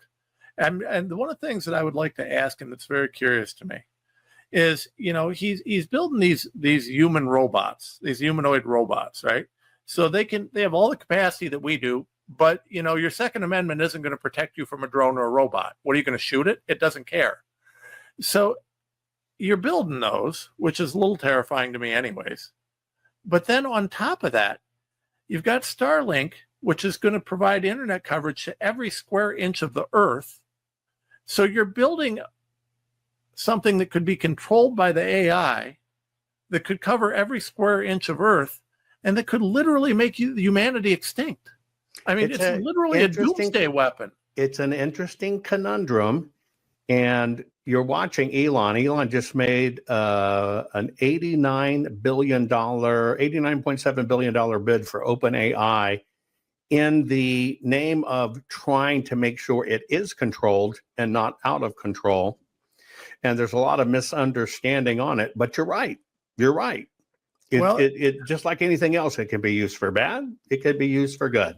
To my mind, the only defense we have against stuff like that is, dead zones. That's it. I mean, you can't have the only way to do that is dead zones, and there aren't any. Really, realistically, there aren't any, and there will be very none. few. Very well, and you've got to de-technology yourself. You're going to, the only protection you're going to have is you just can't have anything on the grid, including your phone or your internet or whatever. You're going to have to go backwards. Which we say as we're doing our podcast, but here's the thing. At the end of the day, I can get behind Musk is doing some good things. I certainly like Trump, and I see that they need to control. We've got to win the AI arms race, no question about that. But I would really feel a lot better if they would at least comment, recognize the risk and what's going on here, and start bringing the public in, because the public should recognize this is much scarier than nukes. Much scarier, because yes, it is, because it can make the world think it's under attack when nothing's really happened. It can make people knee jerk. I mean, just think about how the media moves our kids to want to cut their wankers off because they feel different. They're really a woman, not a boy. It's very dangerous. Well, think about this. Think about it, Javon. If a nuke drops, even if 100 nukes drop, you can make most of the world unlivable. But if you make the whole world unlivable, then it's unlivable for everyone. That's right. So people, no one was going to drop nukes everywhere, because then the whole world's unlivable. Correct. But AI you don't get to make the decision with AI. That's right. AI makes a decision for you, and you can't stop them from. Well, think about it. If it's natural, look at the programming. I mean, it happens on you. It happens on me. If you ask AI about us, it doesn't talk about the just massive amount of books or patents I have. It talks about all the conspiracy bullshit that the media labels you. So it's only good as the information in, information out. And then we've got people in those positions that think whiteness is cockroaches and cockroaches need to be eliminated. So yes, it's very dangerous times in that. Well, would that be one of your points for Trump? Trump, we got to settle this AI, or I did a few special programs on it trying to teach people how it really works. Part of why Doge is working is because AI modules have been brought in, set up, and it understands what it's looking at. I use AI all the time in my work. As a matter of fact, I have to use it too. Yeah, I was doing a test today. I was literally, because a lot of my work is, healthcare or healthcare patents or stuff, I asked AI a technical question about a combination of drugs and dosages and size and gave it the hypothetical. And I'll be damned if AI didn't come back day on. I mean, just dead on. Yeah. Giving me the script of what it should be. It is very accurate in some cases. I will tell you that on the law, it's not as good yet. It's getting there. But I will also tell you that, the law part of the AI is terrifying because, and yes, I actually do have the AI in the defense race as part of my 100 days. He needs to start that. It's not going to be done in 100 days. No, but we need to start educating people and talking about it. It's education first. We got to teach people the good and bad and ugly of it, get everybody up to speed. Yeah. But so with the law, though, I'll tell you something very disturbing. And this should be a headline all over the planet. We have a lot of the legal databases and legal research tools that are now writing briefs and helping lawyers and helping judges.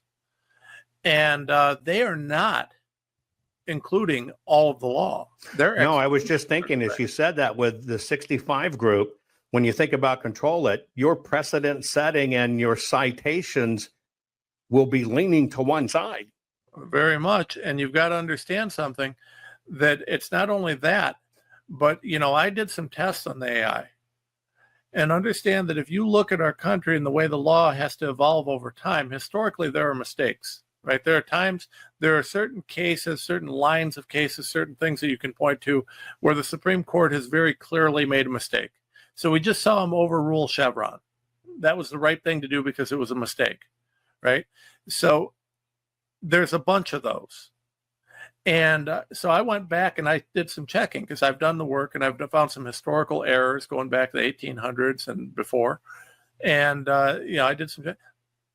They don't consider these cases. Most of the databases don't consider the old stuff, the stuff from the founding of our country. So it can't spot errors going back to our founding. Most of the databases ignore everything before the 20th century. Right. Which is crucial. Because you've got to understand, constitutionally, you want to understand our country, you have to go back to how it was founded. Anything that differs from what was founded has to have a basis in law or fact, and if it doesn't, it's not constitutional. That is the basis of our nation, and all law stems from the Constitution. So to not look back fully, to not consider the precedent, to not say, hey, I found this case filed, that was decided this way in 1863. Right. In 1920, they decided another case went a totally different direction. It was clearly an error. That's a disaster for us because I'm finding the citation basis maybe up to 98, maybe. Right. It's hard. You're hard pressed to get any good stuff past 2000. It just can't consider it because it hadn't ingested it. Well, where I'm seeing the real break off is somewhere between the turn of the 19th and 20th century. So they're going into the 20th century. There's a lot of stuff. It's not complete in the early 20th century, but it's very incomplete pre-20th century. Pre-20th century, you've got a huge gap. And that's, like I said, where were the judges going to understand our founders best? Right. Well, the closer they were to the time of our Constitution, our founding, the better they would understand it, right? Yes. So that historical precedent going back early should really carry more weight than anything, because of how it was really written, not versus how it was modernly spun 1619 group reinterpreted? Oh, well, I mean, you look at the mess that came from the New Deal era, right? So there's a ton of crap cases that came from the New Deal era. I mean, the administrative state didn't exist in the way that it does prior to the New Deal. I mean, that came out of that. That was never constitutional. No, that's what put on, well, in a lot of ways, massive government and people on the government debt, the biggest. Yeah. Oh, yeah. So, I mean, this is a disaster. And the fact that, we're not even looking at this, and the AI is one thing about AI is crap in, crap out. Right. Because at some point, if you're telling the computer to start learning on your own, well, if you put in good information, even if you've got bias built in, it's eventually going to figure out the truth. Right. But if you put crap in and you only share crap information, well, then it can only think of crap. Right. It's not going to have real info. So, I mean, this is a critical situation, particularly when it comes to law. That's why you'll get some good stuff when it comes out. When I've tested it on tech, sciencey type stuff, that sort of stuff, it's been real solid. When I've tested it on law and some of the softer stuff that can be manipulated, man, well, scary. Just an interesting point of reference. I'll plug this in your ear because I'm participating, doing it for myself.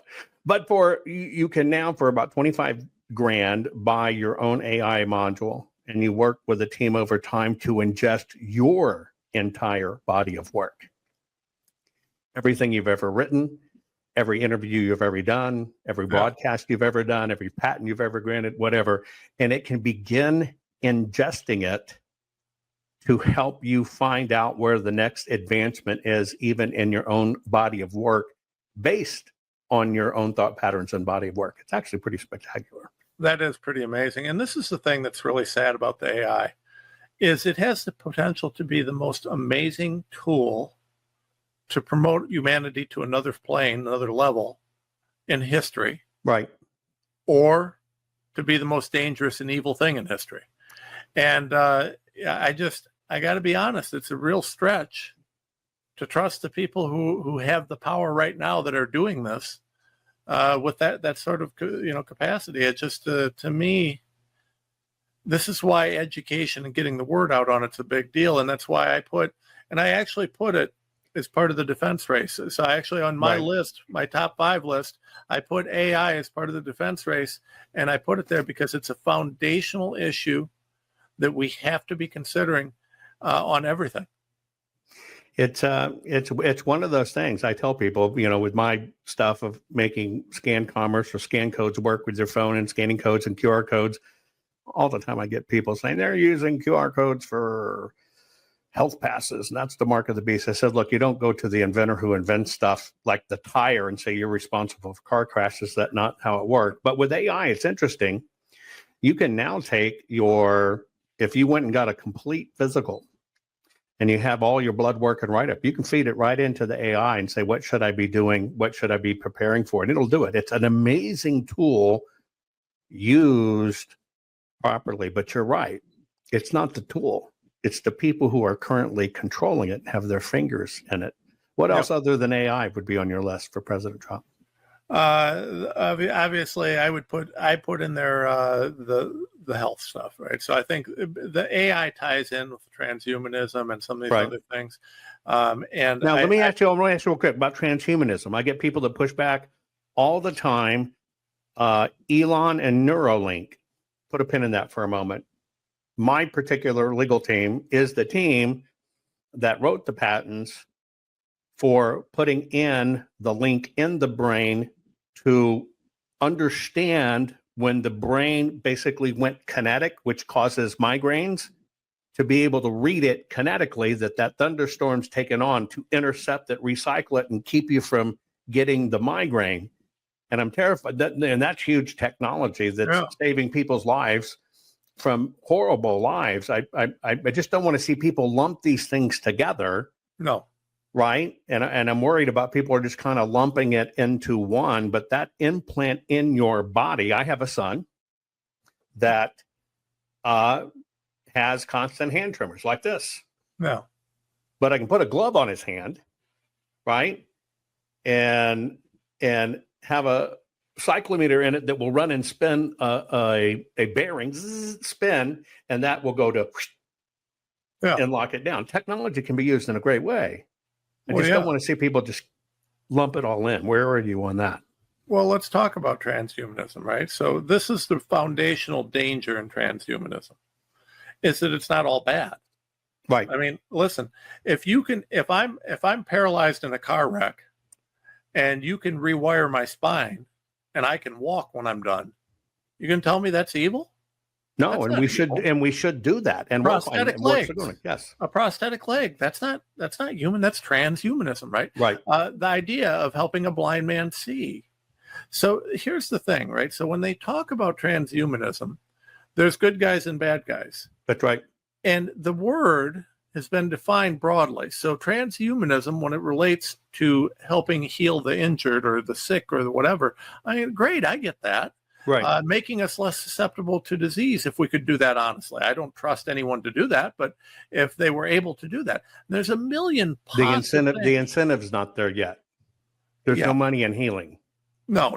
But at the end of the day, the problem with transhumanism that we're going to really face, and I've seen this because I see how they do this, and I watch this, and kind of watching out of COVID, I see how this all works. What they will do is they will take something that's purely evil and they're doing for nefarious purposes, but they'll say, but don't you want to? Don't you want to keep grandma safe? Well, of course I want to keep grandma safe, but you telling me to not go visit her so she's got to die alone isn't going to help, right? Right. So they twist the premise, they steal the premise. You've got to go back to the premise of the argument. When we look at what's going on, you've got to understand that transhumanism, because it's so broadly defined, includes things like helping the blind see and the lame walk, which good luck saying that you don't want that. Well, you know what? If you're telling me you don't want the lame to be able to walk, I'm going to tell you, well, you're probably not paralyzed, are you? Right. Very true. So it's just not going to work. Now, the problem is wherever there's potential for good, there's potential for evil. And the other side of transhumanism is the problem, right? So I've got a couple articles that I was just reading from MIT and Harvard about, the problem is that most of our conscious thought occurs in the outside part of our brains.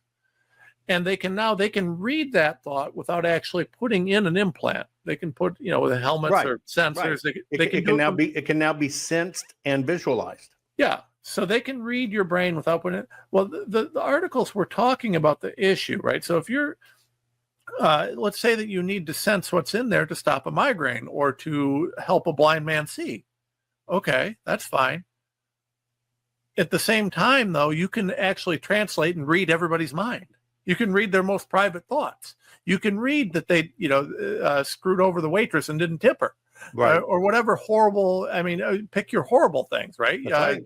Someone's having an affair, or they have a drug problem, or an alcohol, whatever it is that they're doing. There are no secrets, and this is something that they're saying, ethically, we got to protect this. Well, okay. Do you trust our government, in light of the corruption and the evil that they've demonstrated over the last several years, to protect us and to make sure that technology is being used appropriately? And the answer for me is hell no. There's no way. Hell no. There's just no way. And good people can eventually be corrupted down line, because once you're over the target doing good, then they're honey trapping you and working to set you up to force you to go bad if they can. Right. So how then do you guarantee something that powerful can never be used for evil? And no one's given me any answers. Nobody's even talking about it. I don't think there's an answer, because people would say, well, you got to lock it up with control of the government. And that's like, okay, we're going to let Satan be in control of it. Are you kidding? There is no agnostic. There is no bipartisans, just as stupid, overused word as racism. There's nothing. We have nothing. We don't even have anything on an ethics or moral. We have moral relativity based upon what the system wants to do. We just don't have absolutes anymore. Well, the problem is, though, and this is the foundational issue, because moral relativism, and I've used this, as a lawyer, one of the things that you do when you go to law school, especially, the first thing they try and teach is moral relativism. And I said, it's a fallacy. It's not real. right? And explain to everybody what that means. So, right. So moral relativism means that you don't think that there is anything that is absolutely always right or always wrong. It's always relative to what's happening. Okay. So I've said, okay, if that's true, then moral relativism, I only have to show that there is one universal truth, one universally true moral standard. And I've disproven moral relativism, right? Because otherwise everything else has to be relative. So my question to those that push moral relativism is, when is it okay to rape an infant? When is it okay to do what Hitler did? And when is it okay to enslave a man because of the color of his skin? Right. If you can answer those three things and you're not insane, okay, then you win the argument. But I have never had anybody answer those three things in a way that wasn't insane. Most people are sane enough to not even try. And so moral relativism is a fallacy. And the problem is you cannot have this sort of power when you have this kind of agnostic view of things, because the bad guys are going to use it for bad things, and they're going to claim moral relativism, and they're going to claim it's their freedom to do this and do that and whatever. And then it just becomes a foot race. And that's what we have right now. Is AI is essentially an arms race that's being conducted to see who gets control, the good guys or the bad guys. And the reality is it's not going to be either of them. It's going to be somewhere in between, and it's going to be a complete mess. And I don't even want to think of fallout that's going to come. But it's going to be up to us to get educated on it. Speaking of moral relativism, I had this discussion with my daughter when she was about, let's see, she would have been 20. And there was something in the paper about a guy raping a 3-year-old little boy. Interesting that you bring that up. And I just happened to be looking at a newspaper, sharing a cup of coffee with my daughter and talking about it. And she actually came out, she went to Cambridge and stuff, so I should have expected it. But she says, well, we just got to talking about it. She says, well, I can't really judge him because, it might have been right for him. And so who am I to judge him, because he only knows what's right for him. It was this moral relativism shit. And I tried to get her to defend it, and she couldn't. And so the next time we sat down, I sat her 3-year-old little brother in front of her. And I said, okay, let's have this discussion again. But the child that got raped is your brother. Now, what were you telling me about? It might have been right for that guy. And who are you to judge? And that's it. And they're teaching our kids this. Well, of course they are. Of course they don't want, if you have moral absolutes, then the people that have no morals whatsoever are subject to them. And unfortunately, the easiest way to gain the most power is to sell out sell out morally. I mean, right now, the buyout offers I had when I was fighting on the COVID stuff were monumental. I mean, I could be I'd be a very wealthy man right now. Yep. And I'm sure you had the same thing with the election side. The number of times I got job offers, well, you only have to work 4 days a week and you get, $100,000 a month and you don't have to do anything. Oh, what I got to do? Well, you got to quit your practice. But you've got to stop that. Yes. Yeah, you got to quit your practice. They'll buy you off. Yeah, those sorts of things. It's stuff that I would never have even believed possible as a normal guy, from a little town until I experienced it. But I mean, you got to understand, the quickest way to gain power is to have no morals. That's right. It's basically the creation of income opportunity, unlimited income opportunity. If you can do that. Yeah, if you're willing to sell out. So, unfortunately, that means that there's a high risk, and it's not everybody at the top, but there's a high risk for a lot of people that are at the top to be of that nature. And so you got to be real careful with it. Bill Gates has been experimenting on people with vaccines around the world and, creating all sorts of problems for people for how long? I mean, the guy's got issues. He's one of the wealthiest, most powerful people on the planet, but the guy's a psychopath, in my opinion. Right. But this is what you find, and it's a universal problem. So I think that when we start talking about health and the tie-in to the AI, that's going to be a big deal. And all health is tying into AI now, because with AI, we're at a point now where they could, if they really wanted to, put in and say, okay, we want to cure cancer. Here's everything that we've got. It could do it. And I firmly believe they could do it. And I don't think they need to do it with an mRNA poison either. No. I think that they could, could use that properly, but they won't. And they're trying to legitimately say we have to play God and tinker. Some people forget we all have different fingerprints and we all have different DNA. Think about that. If that's not the sign of a freaking creator, nothing is. Yeah. But what these guys are saying is we can play God too. And they want in that space. Yep. Well, that's the problem. And, listen, the AI and the data sets that are necessary to do that sort of work are not available to the public. And they're not going to be. They're not going to, as much as I like Grok, Grok's not going to be able to do that. So, these are things that they're, remember, you can only get data out based on the data you put in, and they hold the data. They control the data. So they're not going to make the data available to properly cure these things, in a public way. And unfortunately, media takes the priority of what do they accept first as data, and we already know that's corrupted.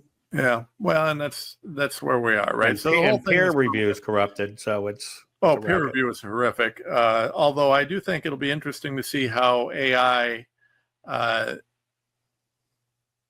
might be a good solution to help fix that problem, though. I was just thinking about that when I said that. I thought to myself, and I kind of knew that's where you were headed. Well, damn, if you could turn true AI onto peer review, then you could possibly remove some of the bias and have better peer review racket. Yeah, no question about that. But these things are all happening. And so they set the stage on the health side, which is my number 5. We got to get rid of, there's no question. Listen, if a lawyer from Ohio can figure out that these jabs are causing turbo cancer and that they're causing, the blood clots and all these different things, then, don't tell me that they didn't know this a long time ago. So we've got to get the vaccines, the drugs. We've got to remake this entire thing. Right now, the entire system is based on keeping people sick and making money off of the ongoing treatment for that illness. Right. The treatments have to be something you get addicted to and you can't come off of without dangers. Therefore, you stay on them. You never get off of statins or SSRIs. And I'll tell you, I've disclosed this publicly. So when I was in my 20s, they put me on SSRI. I was on Zoloft for 20 plus years. I quit cold turkey here a few years ago. And I will tell you, the side effects I had from quitting that were horrific. Absolutely horrific. I said in that seat, the one thing in my life about divesting of the system is the fact that because of my life experiences, work, and other stuff, PTSD is rated on a scale from 1 to 3, 10 different tests. I'm one of the only individuals that's scored double digits in all 10 tests that they brought people in to study me about how are you still walking and functioning in the way you do. Now, every day of my life, take a chemical, a drug to deal with it. Yeah. And would probably statistically have a cardiac arrest trying to cold turkey on it. And I think about this because I can't, and I work hard with the team to try to do it, extract myself from that safely in a manner that wouldn't kill me. And I am tethered to the system. It's designed for that. It's designed for that.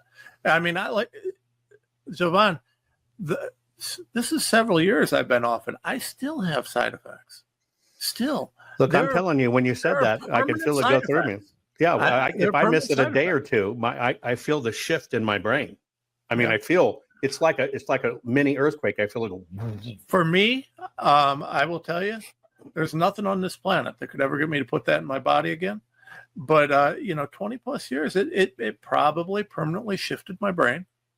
It probably permanently made changes and all sorts of things. And it's a disaster. And, they feed these to babies. They feed these to kids, and we now see some of the side effects, right? So, maybe for you, it's working well. I don't know. But, I'm 25 years in. Well, and then it's working better for you than terrified. it is. I'm terrified. Well, but it's working better for you than it is the guy who became suicidal or who Right. became a shooter or something like that. But that's the problem is these things really, and you look at some of the things that they do, and we now are at a point where you have these powerful psychological drugs that are out there. And don't get me wrong, for people who are dealing with true mental illnesses, you do what you got to do, right? But at the same time, you now have a situation where the drugs that they're giving you to treat mental illness are so bad that they have drugs to treat the side effects, the tardive dyskinesia, and these other things. Because that's Nancy Pelosi.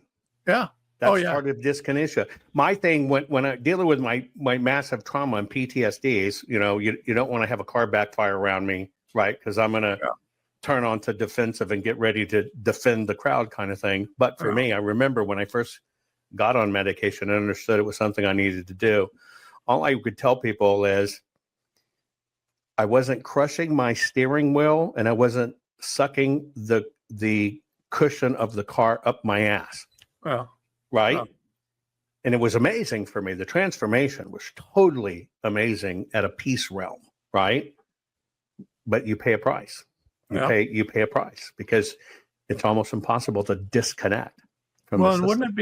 wouldn't it be amazing to find out for real if there were alternative treatments, things out there, natural things that didn't cause so many problems that may have been able to help you in a different way. And that's the thing is there appear to be so many things out there that are suppressed, hidden, covered up, right? Because there's no money in them.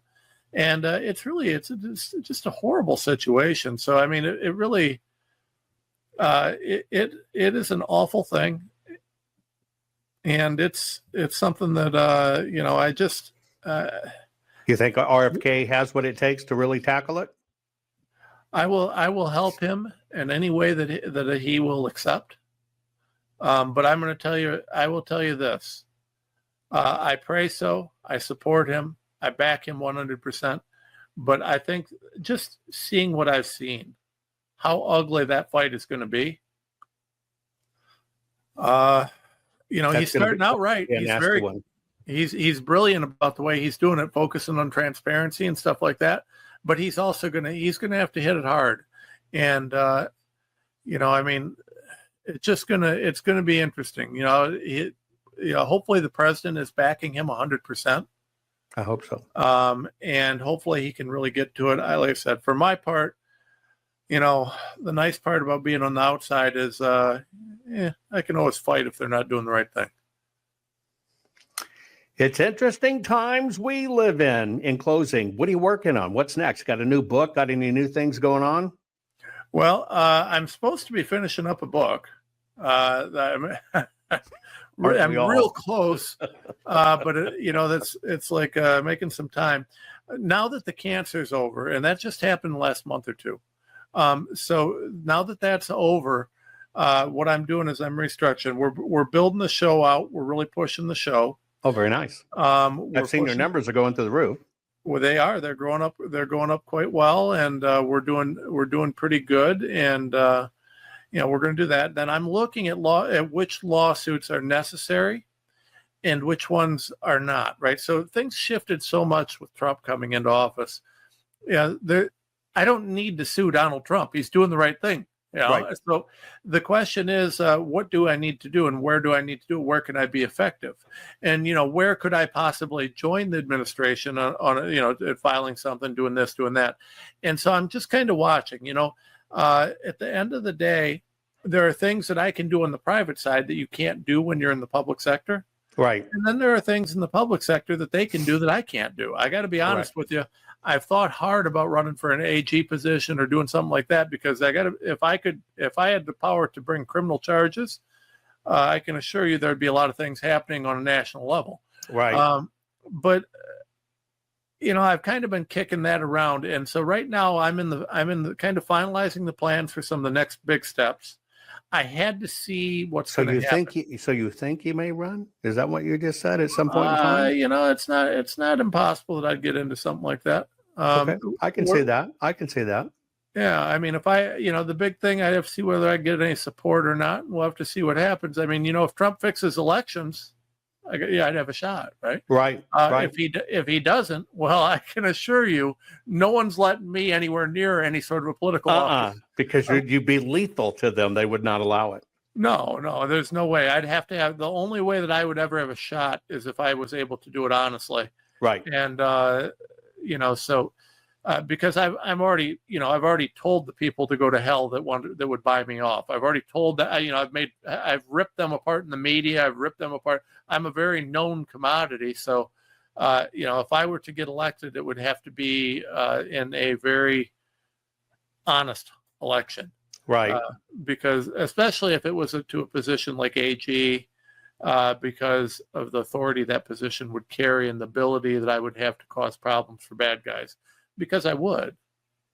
So, I've thought about some of that. That's probably, that's not a tomorrow thing. That's a down the road thing, most likely.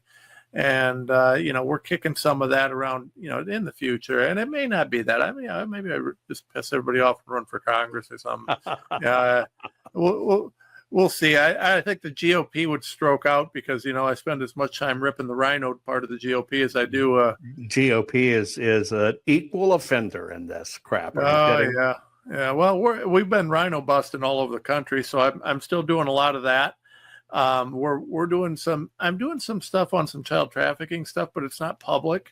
Right. I can't make it public. There's just nothing I can do to make it public. I'm trying to help. I'm helping people with a bunch of different things. We'll see. And like I said, I'm kind of in the mood to really file some, to get back into filing some of these big cases. I'm looking at trying to do some work to clean up the justice system. I got the way that this is occurring, like I said, the 65 Project, what they've done to Sydney, what they've done to Rudy, coming after me, some of these crooks out there. I really am interested in doing that. So I'm kicking around doing some stuff in there. And honestly, the thing that's happening right now is Trump is moving so fast that I'm just trying to decide where the best use of my time and resources are. Because, I don't want to be in the way of the administration when they're doing good things. I want to help. And, so I want to make sure that my work is complementary. And so we're still in the planning phases for the next big thing, but I'm itching. Well, I tell you, the big one, this was, again, when I was talking with Sydney, the takedown is that 65 Project, because for me, it falls right in civil collusion, civil conspiracy, and it is a matter of tortious interference of what they're doing and making those claims against y'all guys. So it's a battle, and they know it's all based on BS. And now we have the history and the media and stuff to show it was based on BS of why they did it. Anyway, Tom, I appreciate you coming on. And I appreciate the battle you fight. And you know what? God has blessed you with your wife coming through this cancer, you and your kids. And that is such a great announcement. Yeah, it is. Listen, even with my wife, it's my personal belief that I don't owe any other human being on this planet anything. Everybody's here, even with your wife, we decide to get married. We decide to, do what we do. There's one exception to that rule. That's my kids. Right. My kids exist because of an action that I chose to take. My kids were brought into this world, and I wanted my kids. I'm proud of my boys. I love being a dad. And I wanted to have that blessing, and God granted me that blessing. Right. So there are two people in this world that I owe something to, and that are my two sons. And I will tell you this is one of the proudest things, and I'm bragging. I'm going to brag here, and it's not really something that I normally would do. But I promised my boys I would do everything in my power to get their mom through it. And I'm going to tell you, Jovan, the number of days that I was reading medical journals at 4 a.m, the number of days that I was, prepping to fight with the oncology team or the doctors, right, or this or that, because they were doing it wrong. Right. The number of times that I had to do, I really did. I put it on the line there, and the promise I made to those boys was everything to me, and I'm very proud. One of the most meaningful things that's ever happened in my life was when I sat my boys down. I said, "Boys, remember when I promised you I was going to do everything I could?" I did, and it worked. And that promise is fulfilled. And it was one of the most amazing and meaningful things that I've ever been able to do, because like I said, I don't owe anyone in this world anything except for my boys. And when I make a promise to them, man, that was a big deal. And so, man, it was an incredible, yeah, telling the kids when we found the diagnosis was, I mean, you can imagine that. And then, telling them that you fulfilled that promise was really, it's amazing the way that God works in life. And sometimes he takes these horrific things to give you some of the greatest gifts that you'll ever have. So well, I'm so glad you're on the opposite side of this now. Yeah. God's good. He always pushes me. He always keeps me fighting, keeps me going, and I'm taking a lot of licks. And but I'm itching to get back into the fight anyways. Now we beat the cancer, so now it's time to kick something else's ass. So I'm, we fought through it for sure, but now I can get back into it, without one arm tied behind my back. So I'm looking forward to doing some punching coming forward. Very good. Well, thank you, brother, for joining me. Thanks, Siobhan. And thank you for being in this fight. Take care. Bless you, brother. Thank you. There you go, folks. Look, again, I always say this. I don't bring people on just to bring people on. I bring people on because you always ask me, who can you trust? Who should you listen to? Who should you follow? Tom is one of those, and very rare, right? And we've got some great people in this fight. We've got some great people who've put it all on the line for you. But like I've told you, we haven't won this. We haven't won a battle. We haven't won a war. That gun is loaded and still against us. We've got our great leader in, but now it's our time to stand up and deliver. And that requires you to be the smartest patriot in the room and to go to war for your country. God bless you. Please share this program. I love you all. This crazy world is telling you your sons can be daughters and your daughters can be your sons. When will the madness stop? Never.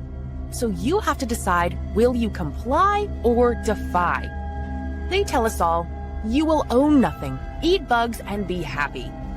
Is this why America's largest food processing plants and food supply plants keep burning down?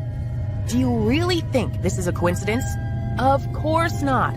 The system is telling us right to our faces what they have planned for us. You have a choice. Comply or simply defy their plan for us all. Defy the system's plan and execute your own plan. Abundant, safe, secure natural food supply. Introducing the Food Forest Bible. This bestseller by Jovan Hutton Pulitzer is the single most complete, executable, easy-to-follow plan for sustainable, self-managing food production for self-sufficiency and food security. For the first time ever, a coffee table, heirloom quality full color book which unlocks the ancient secrets of creating a food forest. Imagine planting in a way which requires no digging, no pesticides, and creates massive ancient food abundance. No fooling. Food forests are the ancient secret to planning and planting once. And have your own Garden of Eden, which will feed your families for decade after decade. Buck the system. Buck the New World Order and order your very own copy of Jovan Hutton Pulitzer's Food Forest Bible. Learn how to create a sustainable, self-managing, natural food production for self-sufficiency and food security for your family. Side yard, small yard, backyard, backlot, or even lots of acres, the Food Forest Bible works for everyone. Order on Amazon, hardcover, softcover, or ebook. Don't comply. Expertly defy the system.